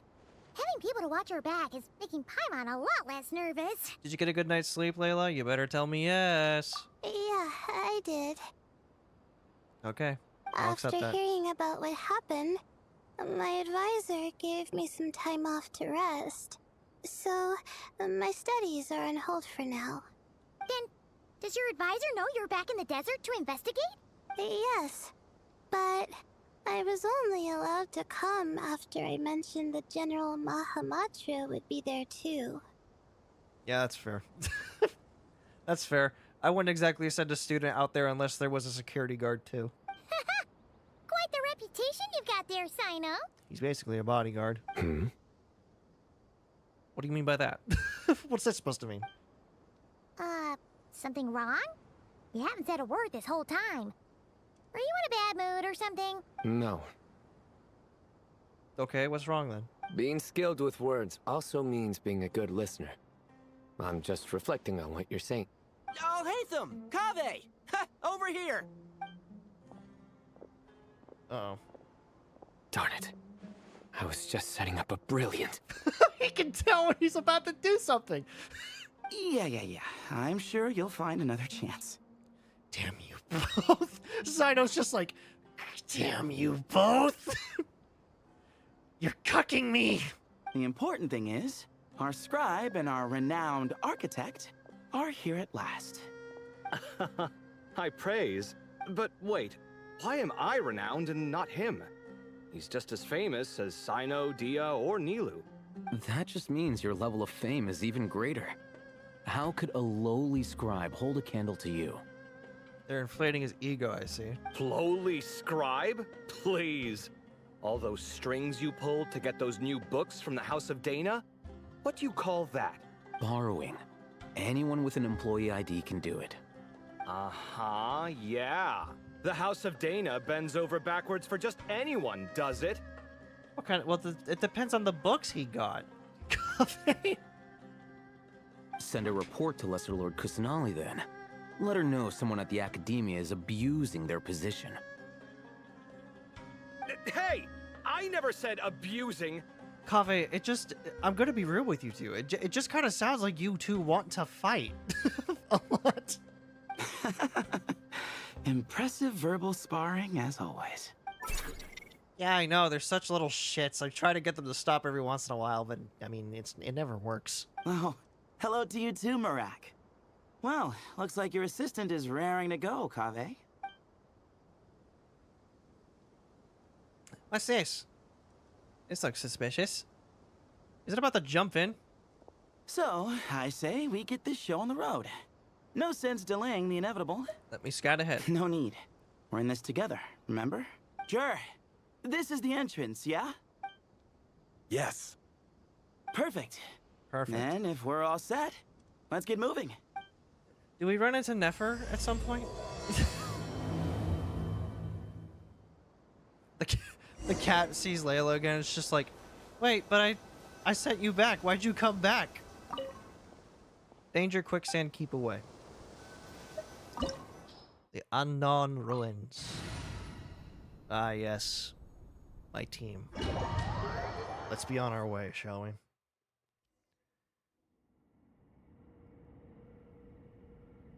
Wow, it's like a very decrepit looking Alice in Wonderland, isn't it?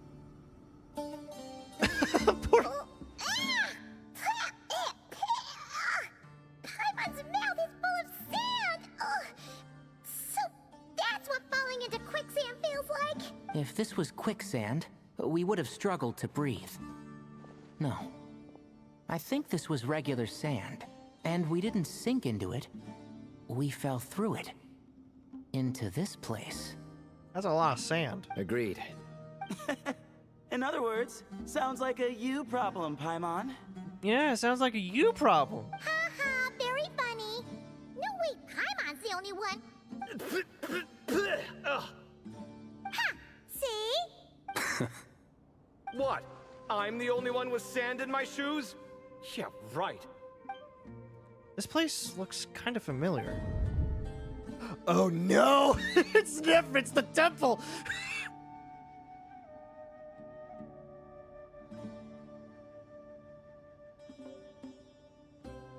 It's the temple where Ashru came from. Well, it looks like everyone made it here unscathed. Let's keep going. Not gonna mention the fact that this was... Yeah, no, now I remember this. This is where Rerir decided to choke Nefer almost to death. It really is Thoth. Thoth's doing some shit.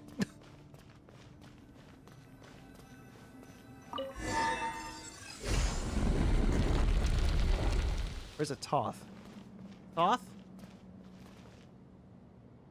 The Ibis King. Oh, well. At least that one's still active. Oh, that's not great. Whoa, there are monsters here? Jur didn't say anything about that. He didn't run it. Because we're just unlucky. Yeah, right. Sign of what's to come.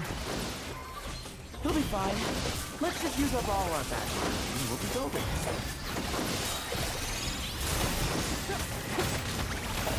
Yes! Did he? Oh, we didn't. Never mind. Get the Bucyrus! Oh, shit.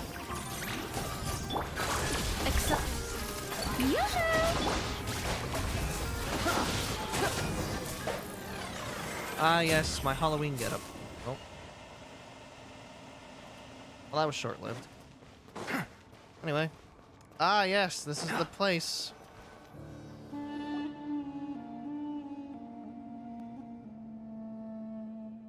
According to the other Layla, there should be a door nearby with a strange device in front of it. Ah, there it is. But the door is shut and the device seems to be out of energy? In that case, it should be disabled. Good, at least we won't fall into the same trap. I should probably remind everyone not to touch anything, though. Don't run around touching everything. Well, that goes without saying. Fair point. There's just one problem, though. The only way forward is through that door. And we have to touch something in order to open it. Ooh, is it time to hunt for a key? Paimon loves this part. Don't worry. With our adventuring experience, we'll find it no problem. Let's get searching. And immediately the thing activates. Marak, Follow wait! Marak. Marak! Where you going? What you doing? Buddy?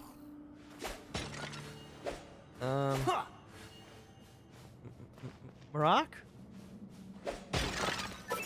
Oh, hello. Beep. What's this? Marak, this isn't really your old home, is it? I don't know. What makes you think I know that? No idea what that means, but Marak does sound pretty happy. So, mechanical life forms do have the capacity to miss home. A novel discovery. Well, with Marak leading the way, we should be safe, right? Yeah, let's follow Marak's lead. Help! Oh, here we go. Place the thing on the door, why don't we? Wait, but... Huh, okay. Well, I guess we'll just... You decided to join, Kaveh. Otherwise, our investigation would have ended at that door. It was nothing that I did. You should thank Marak instead. Let's see what we got here. The Ibis King. Hello? What's all this? Hold on. At this rate, Paimon's gonna lose her title as best guy to a mechanical suitcase. Really? Even you're most useless, you're stuck with me. Aw, thanks. Hey, wait. What do you mean, useless? You know I'm joking. Well, no weird mental symptoms so far. I'll take that as a win. That said... What is this?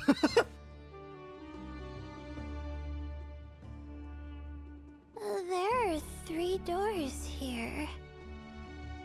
Yes, there are. Very good. So, we split up. Divide and conquer. Otherwise, this whole thing is in ruins. You're not even trying anymore. No pun intended on that last part. I swear. Yeah, that might be our best option. Okay, but we'll need to mark our paths. Good idea. And the minute things go south, we go back the way we came. And then, well, what if the door shuts on you? Ooh, this is getting exciting. So, who's teaming up with who? Paimon calls dibs on the Traveler. Of course you do. After a quick discussion, the teams and routes are decided. Marak was a popular pick, but ultimately it's decided that Marak should go with, or rather, lead Kaveh's team. So who am I with? Oh, damn it. Huh. This takes me back. Last time we were in the desert together, the 2 of you came all the way out here to gang up on me. Oh? Sounds like someone's holding a grudge. Just what I like to hear. If you're still hung up on that last one, just name the time and place, and we'll have ourselves another thrilling... duel. Huh. What's with the awkward pause? Were you expecting me to stop you from saying something stupid? You two can have 1,000 duels for all I care, after we're done here. For now, focus on the task at hand. I feel like Alejandro has a lot of fun with Sino. Like, I feel like he just has a lot of fun with him. Now, what's all this? This chamber is huge. I can't even imagine what it's used for. Well, that looks like a fan. Oh. Yeah? What's wrong? I seem to have stepped on some kind of stone slab. Huh. There's a pattern on this, but it's hard to make out with all the dust. Huh? Look! The shape seems to match the markings on the ground over there. Huh. Let's slot it in and see. So we're gonna be looking for stone slab pieces? We're gonna be looking for stone puzzle? Okay. And we have a match. Looks like we need to find the other 3 broken slabs. Let's search the area, but be careful where you step. Okay, yeah, I could do stone puzzle, sure. Let's do it. Stone puzzle. That's a big Ooh, miss. got one. Ouch, but watch out. The edges are kind of sharp. Oh, okay. I have to do it like this. All right.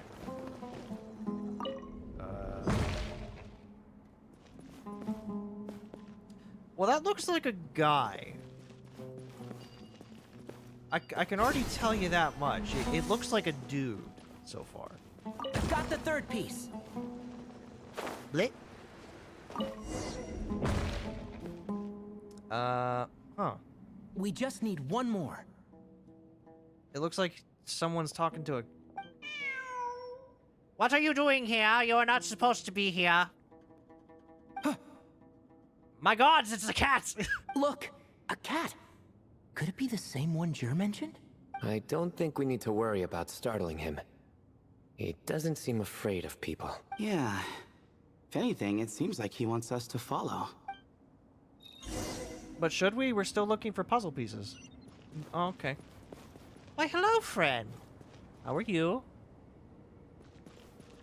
Is that a chest? Yeah, it is. I guess I'll be coming back here later, then. Friend? Where you go? What's up? You gonna lead me to a trap? Oh, nope. He's leading me to a thing. Well, look at that. Oh, he led us to the last piece. Who's a good kitty?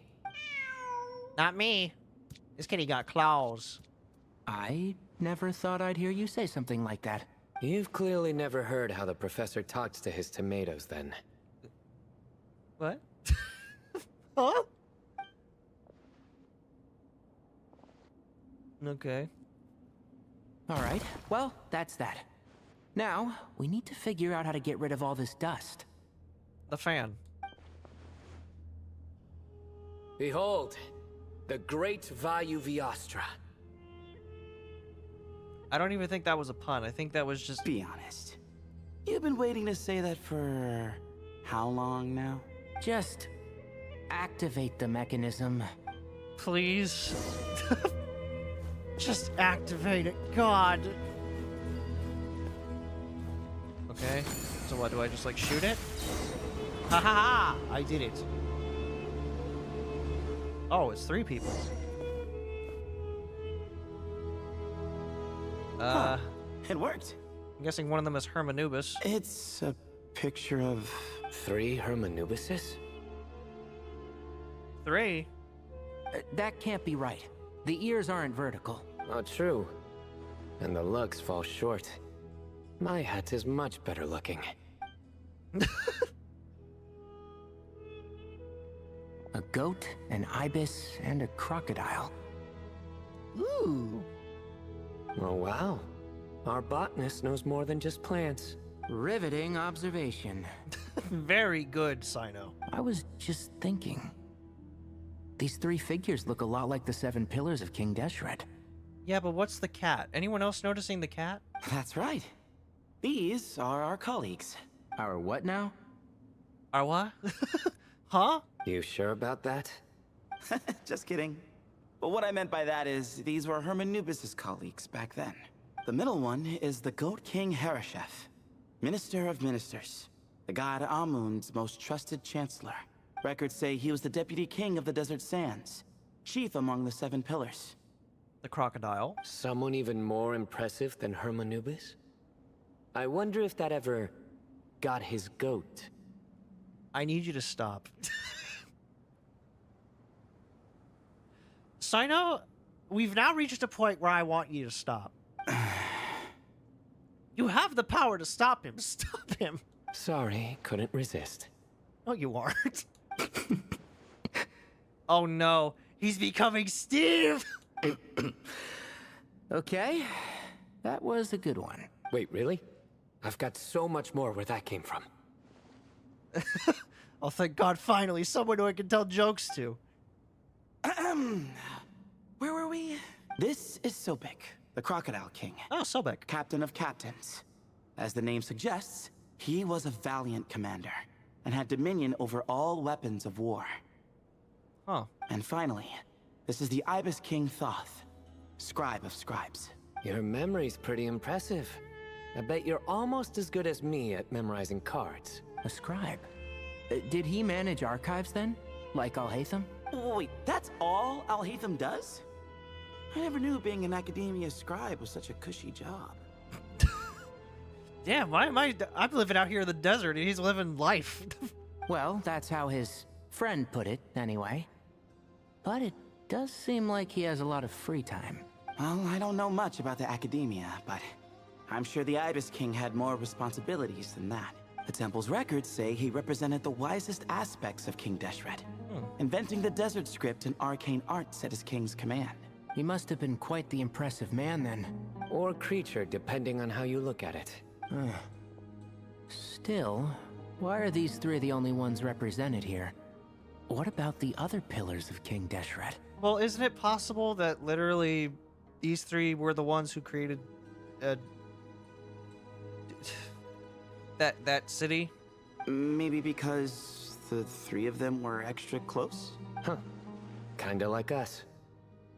Oh yeah! Maybe we should have someone inscribe us on a commemorative stone slab too. With what? Or we could just take a picture. It would serve the same purpose. Anyway, no more distractions. Huh. Doesn't it look like there's writing carved into the corner? Aw, man, if only you had a guy who could read. Huh. There is. And it's in the ancient desert script too. Unless you can read it. Looks like the Ibis King left you some homework. Give me a sec. I'll try and translate it. The ministers are unvirtuous. The scribes unwise. The captains unworthy. What? My end is not humanity's end. Hereby bestow upon you all the far side of eternity. Aru? Wait, so they went to Aru? It doesn't sound like it was their idea. The far side of eternity is said to be the final land of dreams for all desert dwellers. But if such a place did exist, wouldn't it also be an inescapable prison? Yes, and based on the writing here, it's clear King Deshret wasn't pleased with these 3. But why? He sounds like the Conrian king. This gift he bestowed upon them seems more like a punishment. Such is the power of a king, I suppose. Which means the goat's the one who got in the end. Not even good. Huh. Yep, not as good the second time. What? Impossible. I made sure to say it even better. Well, looks like that's all we can learn here. Should we keep going? Yes, no time to waste. Am I still on these guys, or yeah, I'm still on these guys. All right. Well, time to pull the lever. A little earlier, in a different part of the ruins, I imagine I'm going to be either on Kave's team or mine.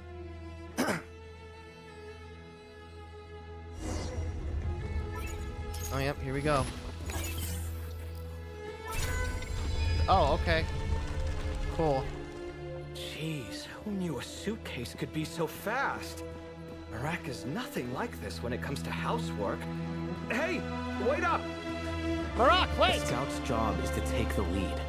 Just let Marak figure it out. Easy for you to say.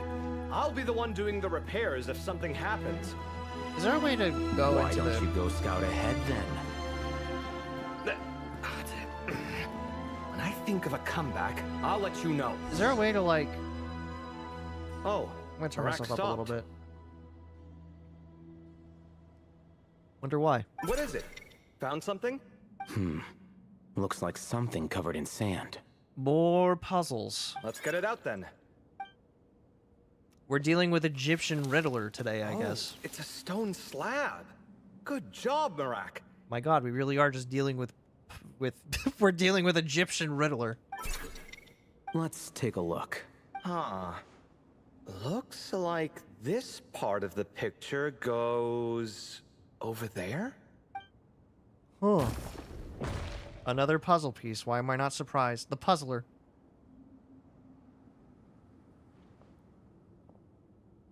In that case, there must be other pieces. All right, and let's look around. Hey! Why are you sitting down? I thought Marak was helping. At least help out. Oh, so you do know what that word means. Great. Are we supposed to just sit back while Marak does all the work? No, I doubt you could do that. Exactly. But I can. But I can. I didn't sign up for this.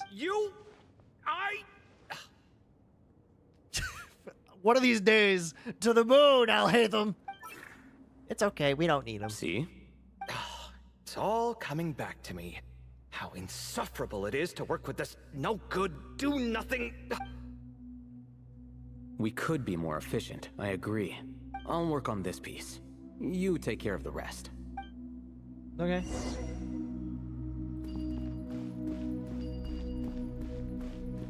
Headlong into the sands.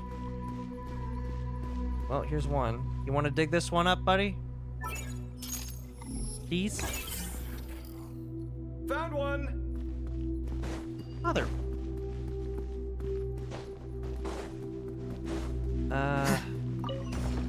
Got him.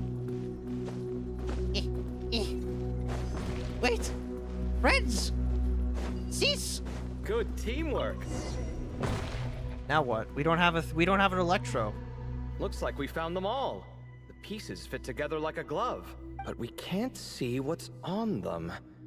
Turn around. There's a fan. Huh? Look. There's a fan. Oh, I've seen this before. It can create strong winds. It's just what we need to clean off the slab. Come on, let's... Hey! Sitting down again? Don't worry about me. If I sit here, I won't be in the way. Oh, you don't want to be in the way? Then sit right in front, so the device can blow you straight back to Sumeru City.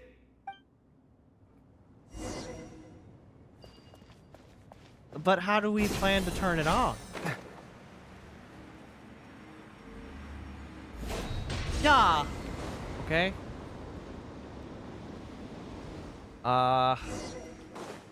Looks like, yeah, I'm not gonna lie, I don't even know what that is. What is this? Done. Huh. That's one big cat. Okay, so that's a cat, but what is that? What is that beside it? And there's a shattered crown. I think it's depicting some kind of story. Oh, the fall of King Deshret. Look, there's writing too. Allow me. The Ibis King answered the young noble, granting him the wisdom he sought. Huh? But the fragile crown was shattered by lies in the end. Oh? Here I leave the name. Gudars. Gudars. Gudars. I've seen that name in a history book before. He was a young noble who sought to save his realm, and a king who once united the desert.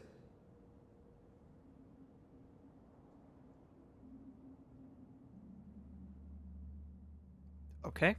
That's right. Although his methods were rather shameful. You're gonna tell me that this is the doctor, isn't it? During his long reign, he betrayed his family and the nobles who supported him, only realizing the error of his ways after his enemies left him nowhere to turn. Okay.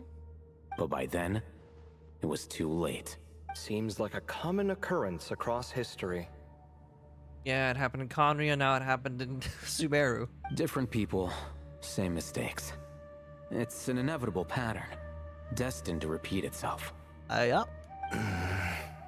The writing mentions the Ibis King, but a cat is depicted here. Does that mean... The cat is the Ibis King? So far, what's depicted on the slab seems true to history. In which case, this cat is either a proxy for the Ibis King or a manifestation of said king himself. Exaggeration is a common method ancient records use to highlight a being of higher status. Okay. And as we know, Layla and Jur both heard the sound of a cat while escaping the ruin. You're saying the Ibis King, one of the legendary 7 pillars of King Deshret, is here, still helping those in need? I'm saying we can't rule it out. Speaking of, hey. Yo, what's up? It's me, the Ibis King. Wait, there it is. The cat. I see you figured me out. Time for me to flee. Wait! My master! Ah, Marak went after him. The cat's showing us the way forward. Come, let's follow. Okay.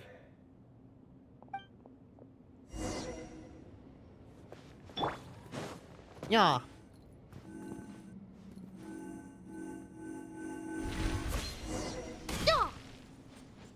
Nice try. Not gonna catch me slipping.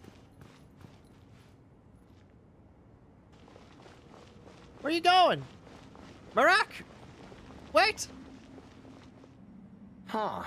The cat's gone. As expected of a god. Yes, but look where he led us. Oh. Another thing. Another slab. It looks similar to the last one. Well, better go turn on the fan again. Oh, by all means, take your sweet time. Wouldn't want you to overexert yourself. Here, let me turn it on for you, sweetheart. Oh, hey, it's the same one. Except, now it looks worse. Huh. The scene depicted here... Seems to be a different tale. The Ibis King answered the Jinn-blooded dancing girl, granting her the wisdom she sought. But enemies plotted to kill her close kin. Snake venom was her self-chosen end. So it's Cleopatra. Here I leave the name. Makaira. The Temptress of Woe? I'm sorry, the what?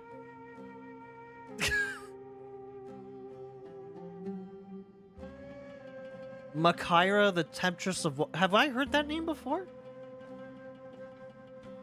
You've heard of her? Have I heard of her? Should I know this? Of course. I don't just sit around doodling all day.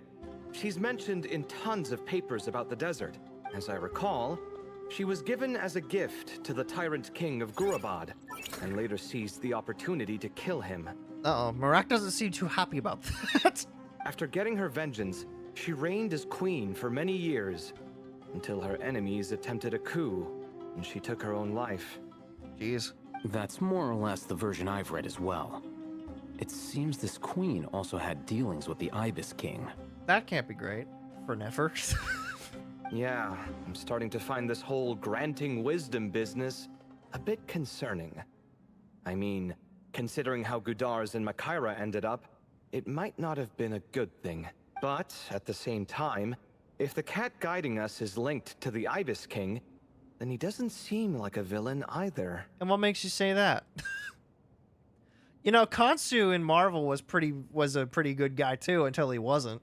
People are complicated. And the same is true of the servants of the gods, no matter their wisdom or power. True. Very true. This is why I like you. You are a man of wisdom, and I like that. Let's reserve judgment for now and keep moving. Okay. I like that. I like how Alhaitham is real. He's very real when it comes to his, you know, interactions. A little earlier, in a different part of the ruins, it's now me, Paimon, and Layla, I assume. Because those are the only people left. Really? Oh, Paimon meant to ask earlier. Have your memories come back, Layla? No, sorry. To be honest, nothing about this experience feels familiar. Besides, my focus is the stars, so I don't spend a lot of time exploring ancient ruins. Yeah, not a lot of stars to see out here. Guess that makes us the senior researchers in this scenario. Stick close, all right, Layla? I'll guide you to victory, don't worry. Okay. I will guide you to victory, don't you worry, my sleeping beauty. I mean that as like as a nickname, not as not to come off as creepy. Damn it. I just had to be the traveler, huh? Wow. What a tall ceiling. This is a lot different than what we've run into before. Yeah. But for such a big place, it's so empty. Like no one ever lived here. Sure must have been boring to live in ancient times, staring at ceilings all day. Now that you mention it, I've heard some people used to draw star maps on their vaulted ceilings. Do you think there's some here? Some might even make them transparent to better observe the movement of the stars. It sounds so nice. Stargazing from the comfort of your own home. Wait a second. I think I see something up there. Go check it out for us, Paimon. Huh? How is Paimon supposed to do that? Oh, right. Flying. Duh. Alright. Sit tight, everyone. Adventurer Paimon will be right back. And then she starts to scream.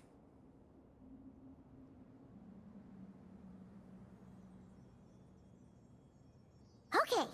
What'd you find? So, there's nothing super special up there. Just a couple of shelves, tables, jars, and scrolls. And a whole bunch of dust, dirt, and sand. You really want to search through all that stuff? Of course. The more dirt, the better the treasure. Well, when you put it that way, come on then. Let's see what we've got. Paimon's hoping for something super valuable. It's a little high up, so be careful. Thanks. I'll stick close. Well, it looks like we've got some areas over here. Looks like we got some pictures of a guy. More guys. That's not climbable. Whee! Now, what's all this? Ragged notes.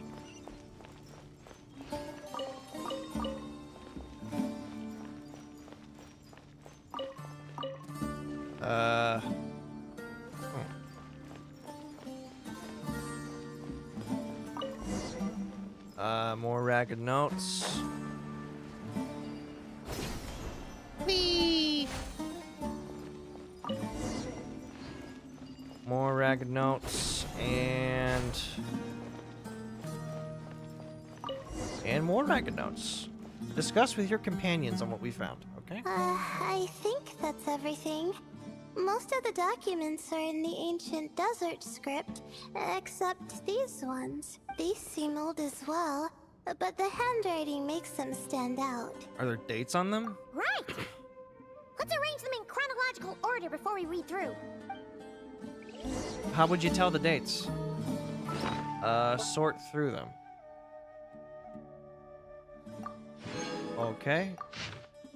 As luck would have it, a previously unrecorded ruin came upon me by chance. This is proof positive that my efforts to overcome the relentless obstructions of the Mahamata have all been worth it. The Academia's aversion to the desert has grown to comedic proportions. The unknown is our playground, while the Akasha shackles us. And those who hide behind the shackles, what is it exactly they fear? I won't be leaving this place anytime soon. I've discovered a number of sites worth exploring, and it would be remiss of me to not seize this opportunity. It won't be easy to tell day from night since I'm cut off from the outside world. If I'm to avoid losing myself in the unknown, I must not forget to mark the passage of time. Recorded on the morning of the 10th of May. The senior scholar fell and hurt himself, typical of someone who, from the Ratawahist, always gazing skyward and never at their feet. I'm guessing the obscuring cell must have been one of King Deshret's prized creations. Judging by how many of them there are around here, thankfully the injury was limited to a few scrapes and a mild dislocation. After I popped the bone back into place, I had him lie down and rest. I hate that. Nope. Ugh. I hate that. This whole thing will set us back a while, but perhaps it's not such a bad thing. For those like him who lack the skills, doing nothing might be the most contribution they can make. Might be the most best contribution they can make. Oh my god, this guy's an asshole. As I was treating him, he brought up the tired old topic, asking me to join the Darshan once more. I firmly refused. Mediocre students find safety in confining themselves to a single field, but what good would that do me? It's only been a few days, but I already made significant progress. There are numerous writings here about the Seven Pillars, each one captivating and exciting in its depth and detail. Now that the senior is no longer holding me back, I can finally work at a faster pace, recorded on the morning of the 13th of May. The appearance of the Ibis King was a pleasant surprise, though not as pleasant as one might expect. He's a skilled storyteller, but he loses steam once it's clear his listeners aren't fooled. That said, there are elements of his tales worth investigating and verifying. I'm gonna go and take a drink of water. Or juice. Although he did point out the exit route. In his current state, he can't really intervene, and I can tell he's putting on a front that isn't all that friendly toward me. But that's typical of people who care about their status. Since I need a bit more time, given how big this place is, I suppose we'll have to put up with each other a little while longer. Besides, isn't mutual dislike a positive emotion in those who can't get along? In addition, saving that senior was definitely the correct decision. Oh, I nearly forgot. Recorded at noon on the 16th of May. My supplies have run out. Unless I wish to die here, I will have to leave this place. But I still refuse to accept anything from Thoth. From people like him, who only talk benefits and never mention the cost, are a dime a dozen at the Grand Bazaar. Of course, for anyone after me who falls for the temptations he offers, remember this at least. Do not trust the Ibis King. Recorded on the final day, Zondik. Isn't... Hang on. I gotta make sure of something. Hold on a second.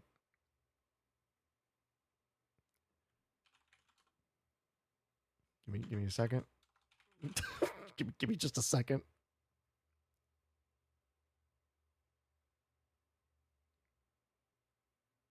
It's him.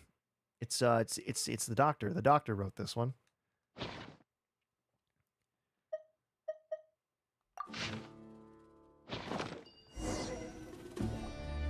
Okay, now let's take a look.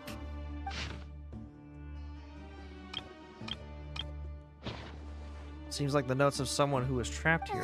Maybe this person fell in by accident, like Mr. Jur and me. No. No, the doctor doesn't ever do anything on accident. Yeah, maybe. But they don't sound super worried about their situation. So, either this person's an ace adventurer, like the Traveler, or some kind of super optimist.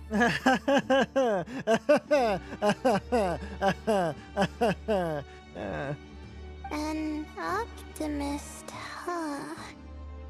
Oh, I wish I could be that sort of person. Well, blind optimism isn't good either. That's right.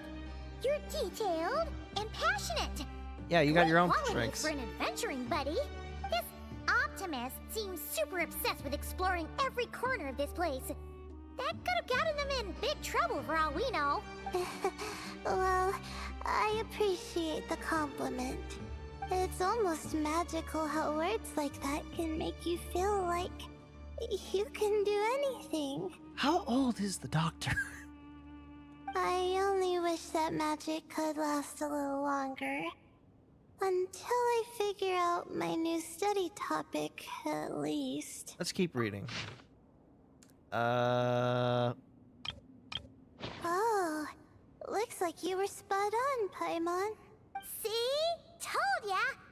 That's what happens when you don't think things through. And all this talk about seniors and juniors, he was a student just like you, Layla.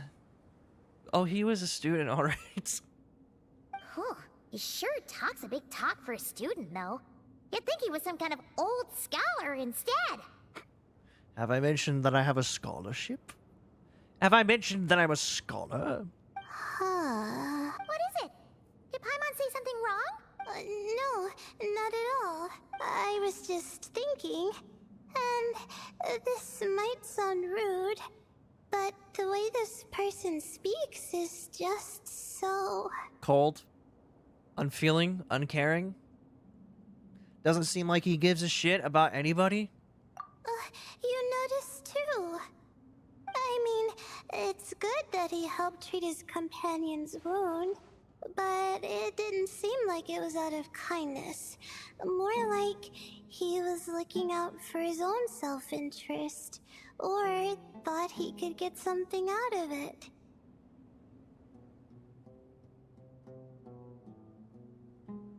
I think I'm a terrible judge of characters. I don't know. Maybe I'm reading too much into it. No, you're right. He didn't even mention this companion on the previous page. Yeah. If you're both in this dangerous situation together, wouldn't you mention them at least once? If it were Paimon, she would write down the name of every single person she was with. No one would be able to get away. Well, you'd all be stuck there together, so... Actually, I find Paimon's approach quite sensible. It makes sense from a safety perspective, too. That way, if anyone came to the rescue, the notes would be able to tell them everything they needed to know. Whoa! That's genius level thinking! It's a shame he never did that and the old man died. Well, I learned that from Madame Farzan, actually. I'm not speaking from personal experience or anything. Thanks, Teach. Oh, no. I'm just a student. It's fine! You taught us something, so you're our teacher. Simple as that. Anyway, from the looks of things, the student who left these notes behind was pretty weird. Let's keep reading. Whoa! Hang on! That's a lot of information. Paimon needs a moment to take this in. I already read the whole thing, so I don't really need to read it again. The Ibis King. So... did this person actually meet the Ibis King here? Never talked about the Ibis King before. Sorry. Who? Oh, you've never heard of the Ibis King? Strange. Jeez, not again. Stop teasing her, Traveler. You know she was asking about Nefer. Anyway, Nefer's, a friend of ours. And she's mentioned the Ibis King before, but not in much detail. Paimon handled that pretty well, actually. She managed not to spill any of Nefer's secrets. Guess the boss of Curatorium has earned her respect and then some. Oh, I see. Well, that's not too surprising. Most people in Sumeru know about King Deshret, and most in the academia have at least some knowledge on the 7 pillars. She knows a lot more than them. Legend has it, King Deshret ruled the desert at the head of several wise retainers, guiding their people to pursue the limits of wisdom. He also left behind treasures for future generations, which continue to be relevant in nearly every research discipline. Huh. Nothing changed, really? Nothing added to it? It's just been this... That's a little dangerous. I mean, it's great that they're learning about the past, but, like, you might want to add some addendums to it. Now, this message indicates this student and his senior were rescued by the Ibis King. Yeah, he didn't seem too happy about it. But to think it's possible to meet him in a place like this... We don't know when these notes were written, but didn't the 7 pillars disappear a long time ago? There's something else that's odd. The Ibis King's form. Yeah, the notes made it sound like his powers were restricted. Also, the mention of this form? What is that supposed to mean? I'm not sure. Let's keep reading. Zondik. Oh, this is the last page. There's even a signature at the end. Zondik! Well, sounds like they made it out.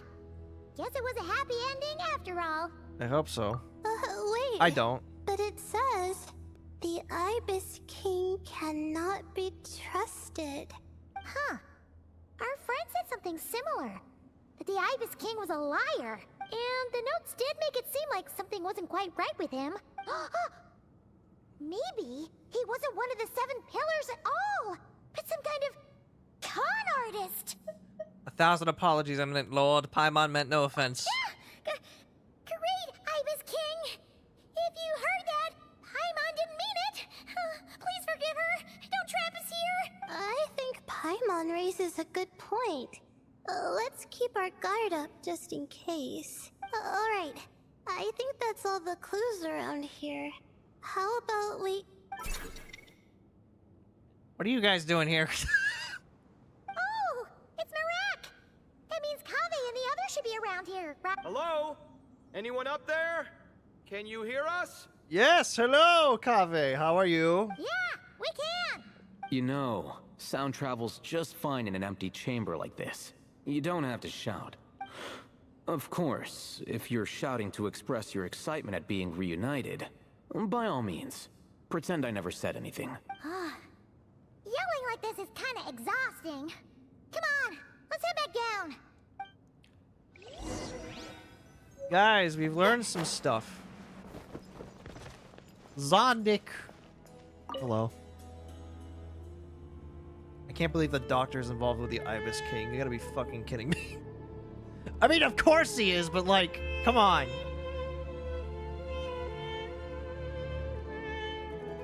Wow. We all ended up in the same place, huh? Yeah. Kind of strange, ain't it? Yeah, what a coincidence. Too much of a coincidence. Indeed. Or as I like to call it, the chai factor. Here we go, another coupon that doesn't make any sense. He's waiting. He's waiting. He's not even saying anything. Not even a noise. Just crossing his arms like, all right, just get it over with. Same as him. Come on. Get it over with. No reply? Nope. Just say it. Fuck it. Just get it over with. All right. Because it's spice to sweet brew again.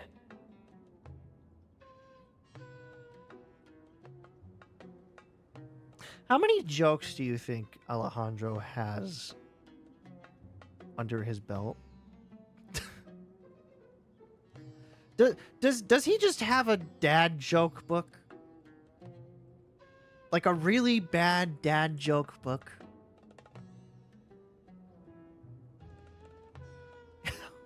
How many puns does he have in that brain of his?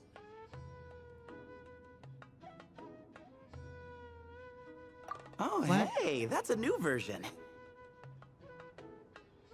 Well, I mean, at least you're happy about it. Oh, wait, what? You've never heard that one? They're both just like, Alhaitham's just like, I'm disappointed in you. What are you looking for? It's a way out. A place to sit and read my book. Oh, great. What else is new? Well, looks like everyone made it through unscathed. Yes. Let's take this chance to get some water, rest a bit, and discuss what we learned. Sound good? Yes. Yeah, let's debrief. Everyone shares water, food, and also their findings. It turns out Sino actually did bring some spiced tea. Okay, so we all learned a lot, but it feels like we ended up with even more questions. Yeah, why, for example, why am I the only one who's learning about the doctor? Is it because I'm about to be his executioner? Yeah, but one thing's for sure. This place is tied to the Ibis King in some way. Hey, Sino. You're the current representative of Hermanubis. Can you call him up for a sec? Do you think he wants to come back? Do you think he wants to come in here? Of course. Just let me sense his presence. Okay, cool. He's not coming, is he? He's been banned from here. He's been banished. He can't come in here. Just kidding. I can't sense him at all. Sethos, you're an ass. Yeah, I get it. Jeez, Sethos. Did you set him up for that one? What are you, a two-man act? Wow, good one. Sorry, Hermanubis isn't like the Ibis King. He can possess me, but I can't talk to him whenever I want. Oh, truly? Does that mean he's gone? Oh, I would have liked to reminisce about old times with him.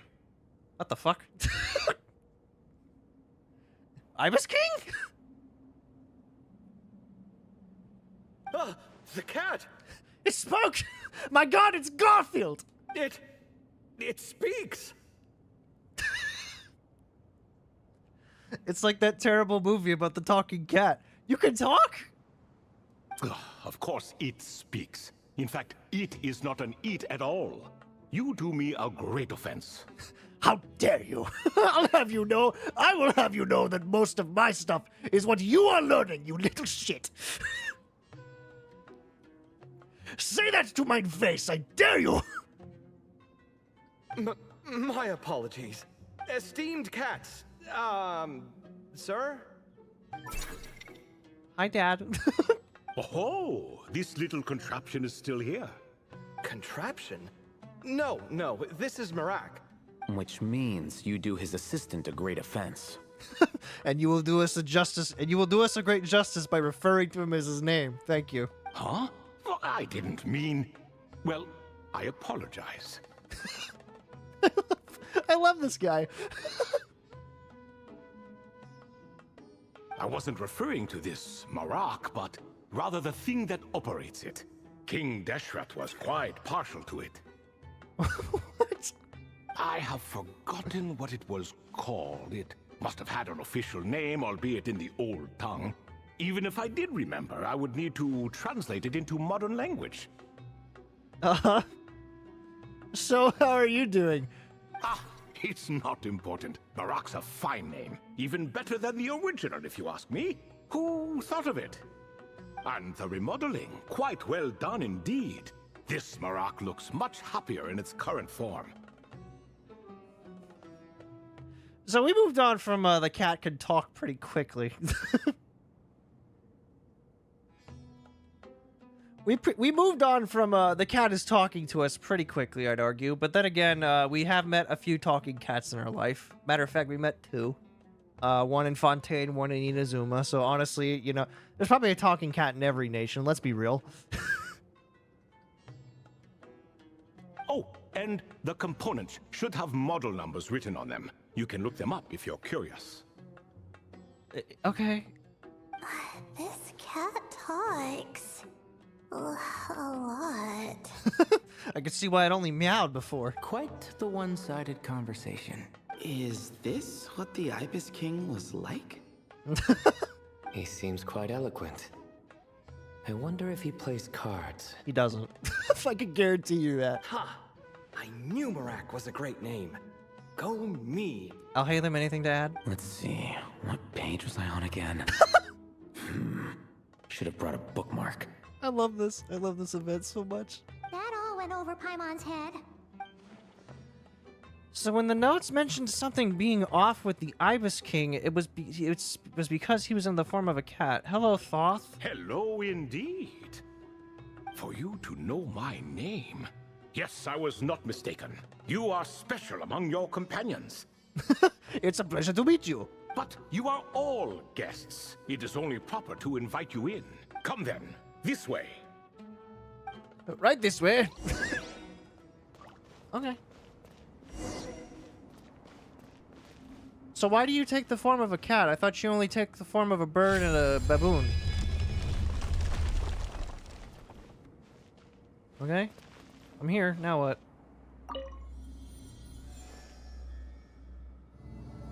Oh, we're going down. Okay. Thought we'd go up, but alright. I'll take down, I guess. So are you leading me to your grave or something? What is this? Oh. Oh, there's multiple cats. Hello. Why are there so many cats? Why are there so many cats? Welcome to my humble abode. Doesn't look like much. Oh, your house sure is spacious, Lord Ibis King. Yeah, what's up with that? I fear it's not quite what it used to be. In fact, it has long ceased to be my home at all. It belongs to the descendants of the cats I once raised. Wait, so that's it? It's just the cats that you raised? Such adorable creatures, aren't they? Take the one I'm borrowing here, for instance. A chubby fellow with such lovely fur. Look at him, he's so cute. I could just pinch his little cheeks. Anyway, tradition dictates that a special guest such as yourself be presented with a gift. Uh-huh. Here we go. This is where the con artist comes out. Alas, it's a first-come, first-served basis, you see. I fear with the passage of time, none are left. What?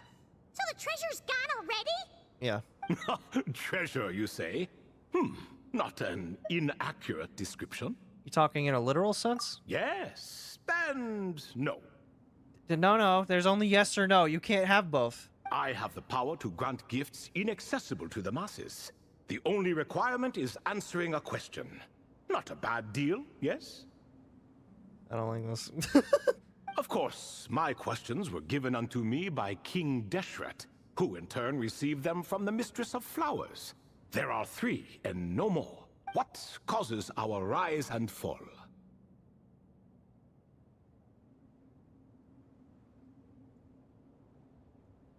Erosion. What obliterates love and hate? Compassion. What determines truth and falsehood? Justice. The more he talks, the less Paimon understands. I see. That must mean Gudars and Makaira managed to answer 2 of the 3. Another who understands. Oh, so that's the event those 2 slabs are depicting. Ah, priests and their records. A singular obsession, and quite boring too. After being imprisoned within Aru, I could, on occasion, take the form of a cat to converse with those around me. But I despised speaking to them. No conversational skills whatsoever. Now, humans like you who stumble in here from time to time, you are much more interesting. Even the sleepy one. The sleepy one seems to have 2 of her. Hold on, we're getting off topic again. The 3 questions you just mentioned, what are they for, exactly? I'm asking the questions here, not you. Ah, that is a story that begins with King Deshret. Never mind. I will answer your questions and then you will answer mine. And we're in for another long one. Nostalgia for the past is common to us all, is it not? True. And our king, he was such a proud, solemn man in those days. Uh-huh, and which one's he? Is he the eyeball? By any chance? He watched us speak of the present and the future. Yep, he's the eyeball. Of the wisdom we possessed, or were about to obtain. We were his proud retainers, confident in our belief that, so long as each one of us used our abilities to the fullest, progress was inevitable. Yet, King Deshret's ambition was not destined to be allowed in a closed-off world such as this. So nothing went as planned. That's about right. In fact, from the beginning, there were signs an outcome of this nature was inevitable. Because although there were 7 pillars, one was forever absent.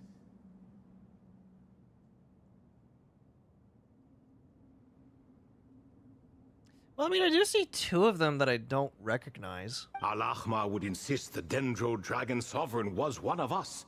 But the dragon herself rejected that idea. That's about right. She wasn't really pleased with you guys at all. Huh. Like a card you can never seem to draw from your deck. Sure, I guess. More like a card that was never in the deck to begin with. Alas, that's just who Al-Ahmar was. There was nothing we could do about that. And I always preferred chess to cards. So you know what cards are. Interesting. In the end, life grew unbearable for our king. But, of course, those who remain must continue to live on. Hey, speaking of which, what happened to my chessboard? I haven't seen that thing in a while, and I wonder what happened to it. But subjects like us were less fortunate. After all, the fate of a retainer is decided by the king, including the chance to walk away. So it was then that King Deshret had Kroko, Goti, and I locked up within Aru, where we remain to this day. Kroko and Goti? Well, they really weren't trying all that hard with the names, were they? Krako. You mean Sobek? Goti? You mean Sobek and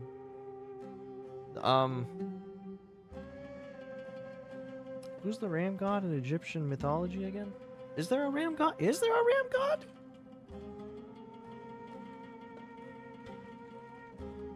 Yeah, there is. Noom. You mean Noom? Or Num? Ah, of course. You're more familiar with their full names. Oh, Sobek, wait, the Harashef. Crocodile King, and Harashef, the Goat King. And let me tell you, when it comes to chess, Harashef was a habitual backseat strategist, always spewing nonsense from the sidelines. Well, Sobek was all too quick to take his terrible advice, to the point where I was the one who got accused of cheating. It was I will have you know that I only play the best games. Chess is an exercise in patience. And that man couldn't sit still to save his life. He could never excel at that game. He is standing, so is Harashef, though. In fact, neither of them were good at chess. Even so, we played together often. And since I was always the winner, we got along quite well. Just because I won, nothing else. What are you laughing at? Were we not good friends? Who's laughing? No one's laughing. Paimon would never. Who's laughing? No, not you. It's Goti. He's laughing for no reason again. Can you not hear him? Oh boy, he's lost it, huh? Ah, right. Of course you can't. The 2 of them are inside Aru, as am I, so only I can hear them. What is even going on here? Well, we're talking to one of the... We're having a situation where the astral projection is going wrong, and he can only hear stuff on his side and ours, but we can't hear what's on his side. Has he, started to lose it after being trapped for so long? That does happen to prisoners serving life sentences. Speaking of which, how's Azar doing these days? I doubt he's doing much of anything. Just what I wanted to hear. Good. What he deserves. What is the meaning of this? You doubt my words? I have half a mind to not talk at all. Oh, no. They're not questioning you, Lord Ibis King, just discussing other things. Please, continue. In that case, where were we? Getting to the part about the 3 questions. Hopefully. Ah, yes, we're almost there. Before I entered Aru, King Deshret said I could be released from my eternal seal if I chose humans who could provide the correct answers to those 3 questions. What, he just screwed your friends over? He gave you this option, and the other 2 are just screwed out of the deal, huh? The first person who caught my eye was Gudar's. I asked him, "What causes our rise and fall?" He answered, "Conspiracy and betrayal, for it renders the righteous and wise unable to succeed, and thus nations fall." Okay, yeah, I can get behind that one. Conspiracy and betrayal are pretty bad pillars of character. I found his answer quite interesting, so I bestowed upon him the power to deceive. Wait, huh? But what?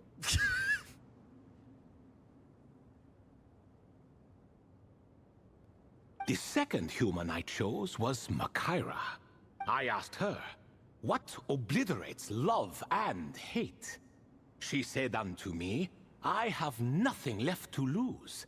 Vengeance alone can quench both love and hate." That's true. I found this to be another fascinating response, so I granted her the power to be loved. That's a bit of a jump from deception, but okay. But both of them ended up dead. Now then, young one, riddle me this. Did their answers point to this fate, or was it the power I bestowed upon them that determined their end? I would say the power you bestowed upon them, but that's neither here nor there. I'm just an observer who doesn't understand their circumstances, so I can't answer. Okay. A clever reply. I do not wish to comment either.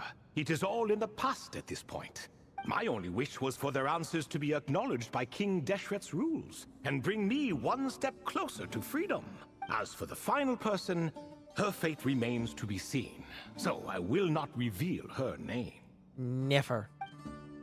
That must have been Nefer then. I asked her, "What determines truth and falsehood?" and found her answer quite compelling, so I bestowed upon her a gift to match. My chessboard. As you can see, however, I have not been freed, so it's clear the answer she gave at that time was wrong. But alas, 3 people were chosen and 3 questions were asked. So now all I can do is wait. Wait until her wisdom is in line with the rules set forth by my king. Until she has found the true answer to that question. You don't sound that bad, but honestly, considering the fact that you've been said to be a liar twice by 2 people, I'm kind of considering the fact that you might be not great of a guy. No wonder there was no third stone slab then. Or perhaps you're just not ready to include her in the story. Though, that might be a generous interpretation. Well, it's not merely because her story remains unfinished. As the remaining priests of this place left, or passed on, there were none left to record the events that followed. Besides, stone slabs are few and far between in the Great Red Sands. In Not the many people sprawling do that desert, anymore. very few things or people even manage to leave a trace. But sometimes I can't help but wonder, am I doing the right thing? if that young man from several centuries ago had been willing to answer my question, would I have left Aru by now? The doctor? Wait, so there was someone else? Of course, it has been thousands of years after all. All sorts of people have stumbled upon this place, but I only chose the special ones.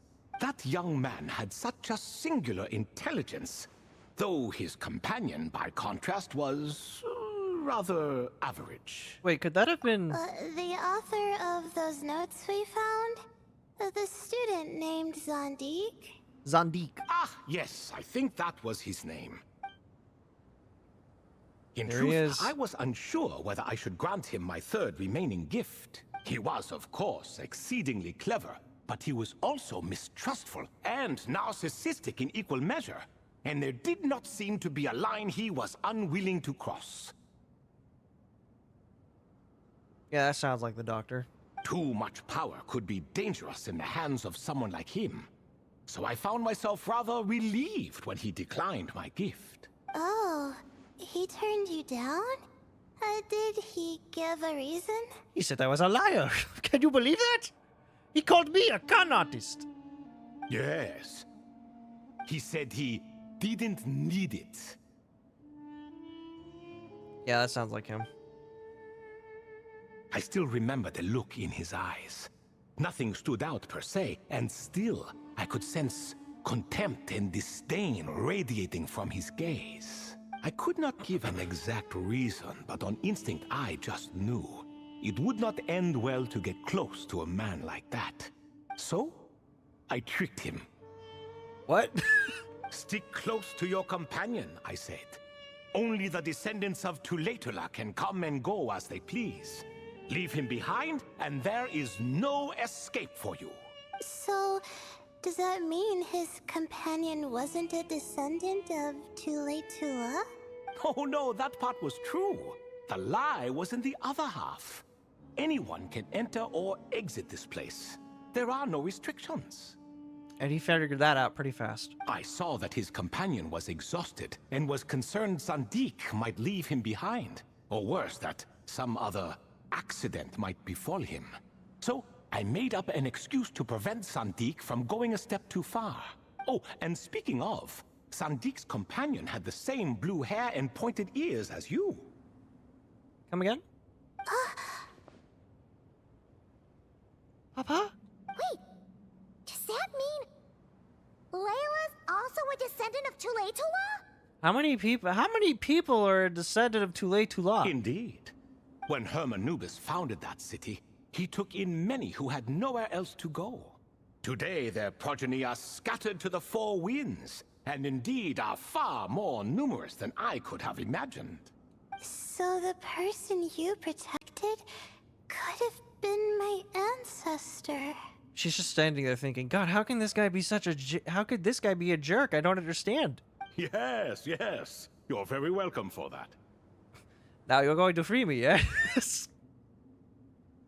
You've come to return the favor, yeah? Could I ask another question, Lord Ibis King? Of course. I have nothing but time, I'm afraid. How many moons are there in the sky? Did you also save me and a man named Jur? I did. You two were quite unlucky bumping into a device King Deshret once used to measure human brain power. That contact caused more knowledge than you could handle to flood into your minds. Why is it just down? Why didn't you turn it off? So I replaced that knowledge with simpler, repetitive information. Like how many moons are there in the sky? Of course, the side effect being the same thought repeating over and over again in your mind, but that should resolve itself in time. How many moons are there in the sky? Oh, that's true. Oh, that's easy. 3. Yes, that was the phrase I used in your head. I forgot the other one, though. I believe it had something to do with food. Both were spur-of-the-moment decisions, so no need to dwell on the meaning too much. I'm definitely not hinting at something. Oh, I see. Thank you, Lord Ibis King. As I said, young one, you are most welcome. You'll come to free me, yes? If you're inclined to return the favor, perhaps you could turn off that device so no one else can trigger it? There's only so much a cat's paw can do, so I'm afraid this is something I must leave to you. Or Marak, I suppose. Don't worry, the device can no longer be activated. Oh, splendid! Another one bites the dust. Such is the fate of things here. Day by day, little by little, the remnants of ages past fade into obscurity. Yeah. I know that pretty well, due to the fact that everywhere in the world there's like something that people go to for tourism. Or it just becomes a tourist attraction. For that reason, the gifts of bygone eras, be they tied to your blood or technological in nature, are not to be revered. They are tools, nothing more. Disrespectful? I simply make the most of what I have. Besides, our king has been gone all these years. What good does it do to revere him now? Oh, are you talking to the Goat King again? No, this time it's the crocodile. No, Croco this time. No, this time it's the other one. He's pestering me for another game of chess. Says he wants to even the score. Wishful thinking, if you ask me. If we counted one push-up for every loss, he'd owe me 300,000 by now. Of course, that's just a rough estimate. I've never kept count. He's like an old man rambling about the old days. He's like Grandpa Simpson. It appears that's something you like. Being someone unable to be defeated. Yes. Quite the untrustworthy one. I suppose so. You're very untrusting, much like that individual. All right then. Time for me to extend my winning streak, and for you all to head home. Best of luck to you. In truth, deep down, I know even the answers to those 3 questions will not change my fate. But that is for me to reckon with. Go on now. And don't ever come back, or so help me.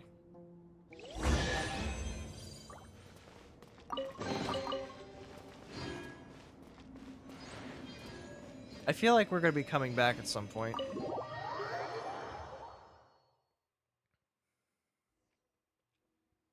Excuse me.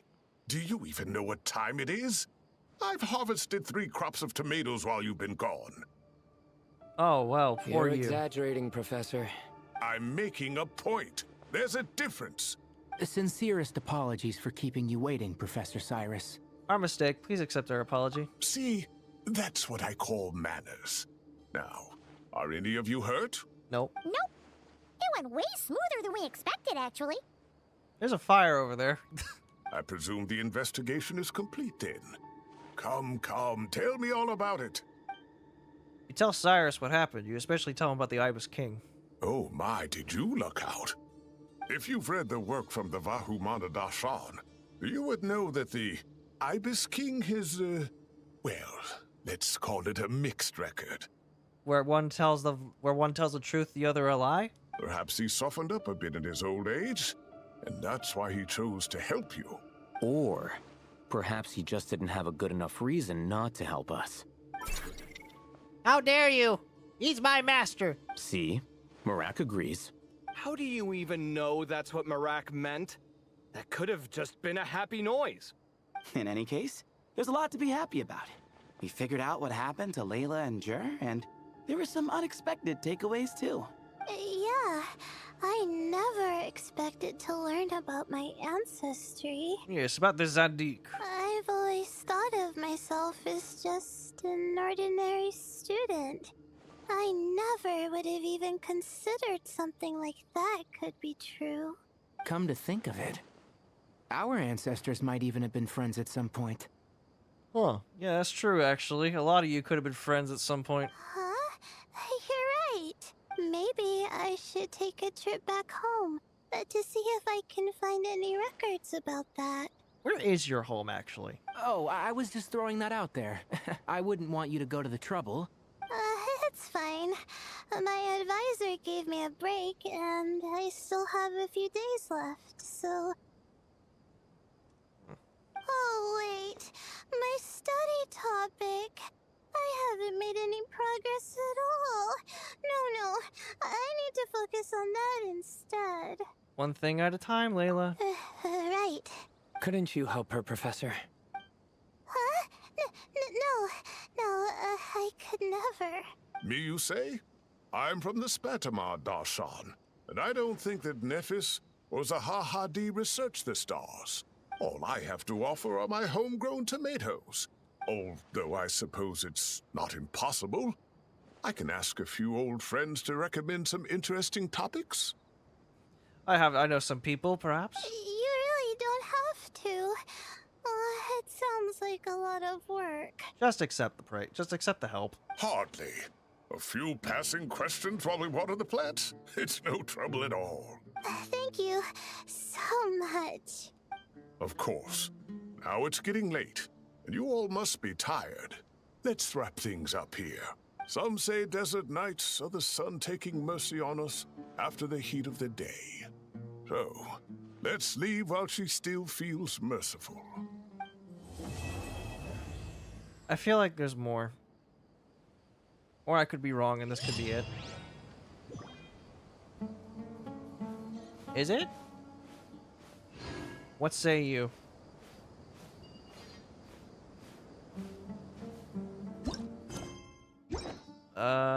is there more after that?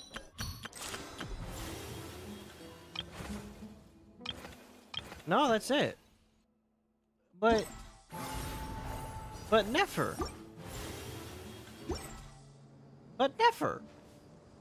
Wasn't Nefer involved in this? I mean, you know, other than being mentioned. Really? That's it? Huh. I would have thought there was more. To be honest. I would have thought.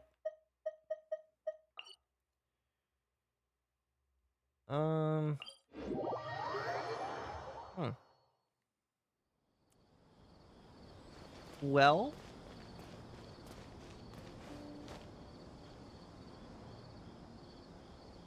I guess that's it then. Go through the story. I do the mini games, but I kind of want to do that on the spare time. And the only thing about the doctor is that he just met the Ibis King. That's it. I thought we were gonna learn like some kind of dark secret or something, but no, he just met the Ibis King. That's it.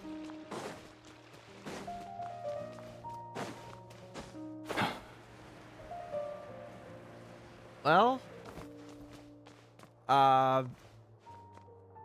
I guess that's it then for now.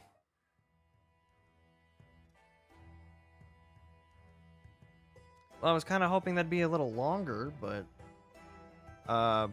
you know, not every good story has to be long, I guess.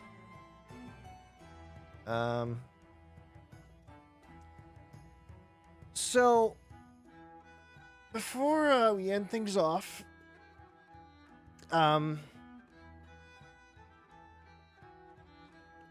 there is a I did say that I wanted to say why I think the Doctor deserves to die, honestly, before this ended. My reasoning is all the shit he's done before we ever even met him. From traumatizing Calais to basically being a traumatizer. He's basically a traumatizer. Like, he doesn't care about anybody. He cares about no one. He only cares about his research. And like, that's my reasoning. He's just a dick that deserves to die.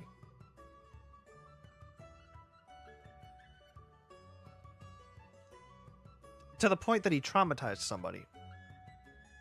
When you traumatize somebody, that's when that's when you either socially die or actually die. I feel like.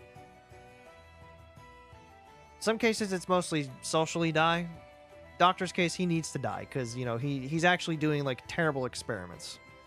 As I mentioned in a tweet, it sounds like he's trying to make the same thing that Rheindotter made, which is like that Godzilla thing in the Marriage of Ari.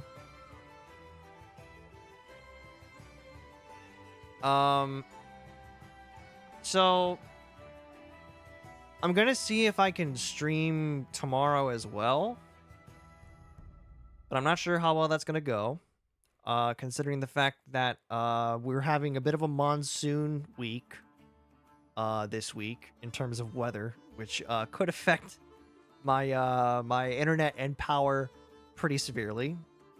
I'm hoping that doesn't become the case, but I'll see how tomorrow goes. I'll more than likely try to stream at the same time. It'll most likely be Zenless. I don't want to do Star Rail yet until I know for a fact that my team can handle anything. And I know for a fact I'm not going to get Cypher on my team yet because most of her stuff is locked behind Amphorius, which I have not even gotten to yet, and I refuse to get anywhere near it until I see it. So, yeah. Thank you for joining me. I've been Alistair Von Blackwell. This has been the Sumeru event, which I just got done with in terms of the main story, the story of it. And remember, You are the pen and paper. Only you can decide how your story ends.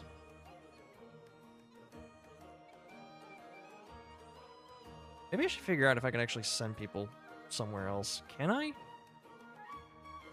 Is there a way to send people elsewhere? On,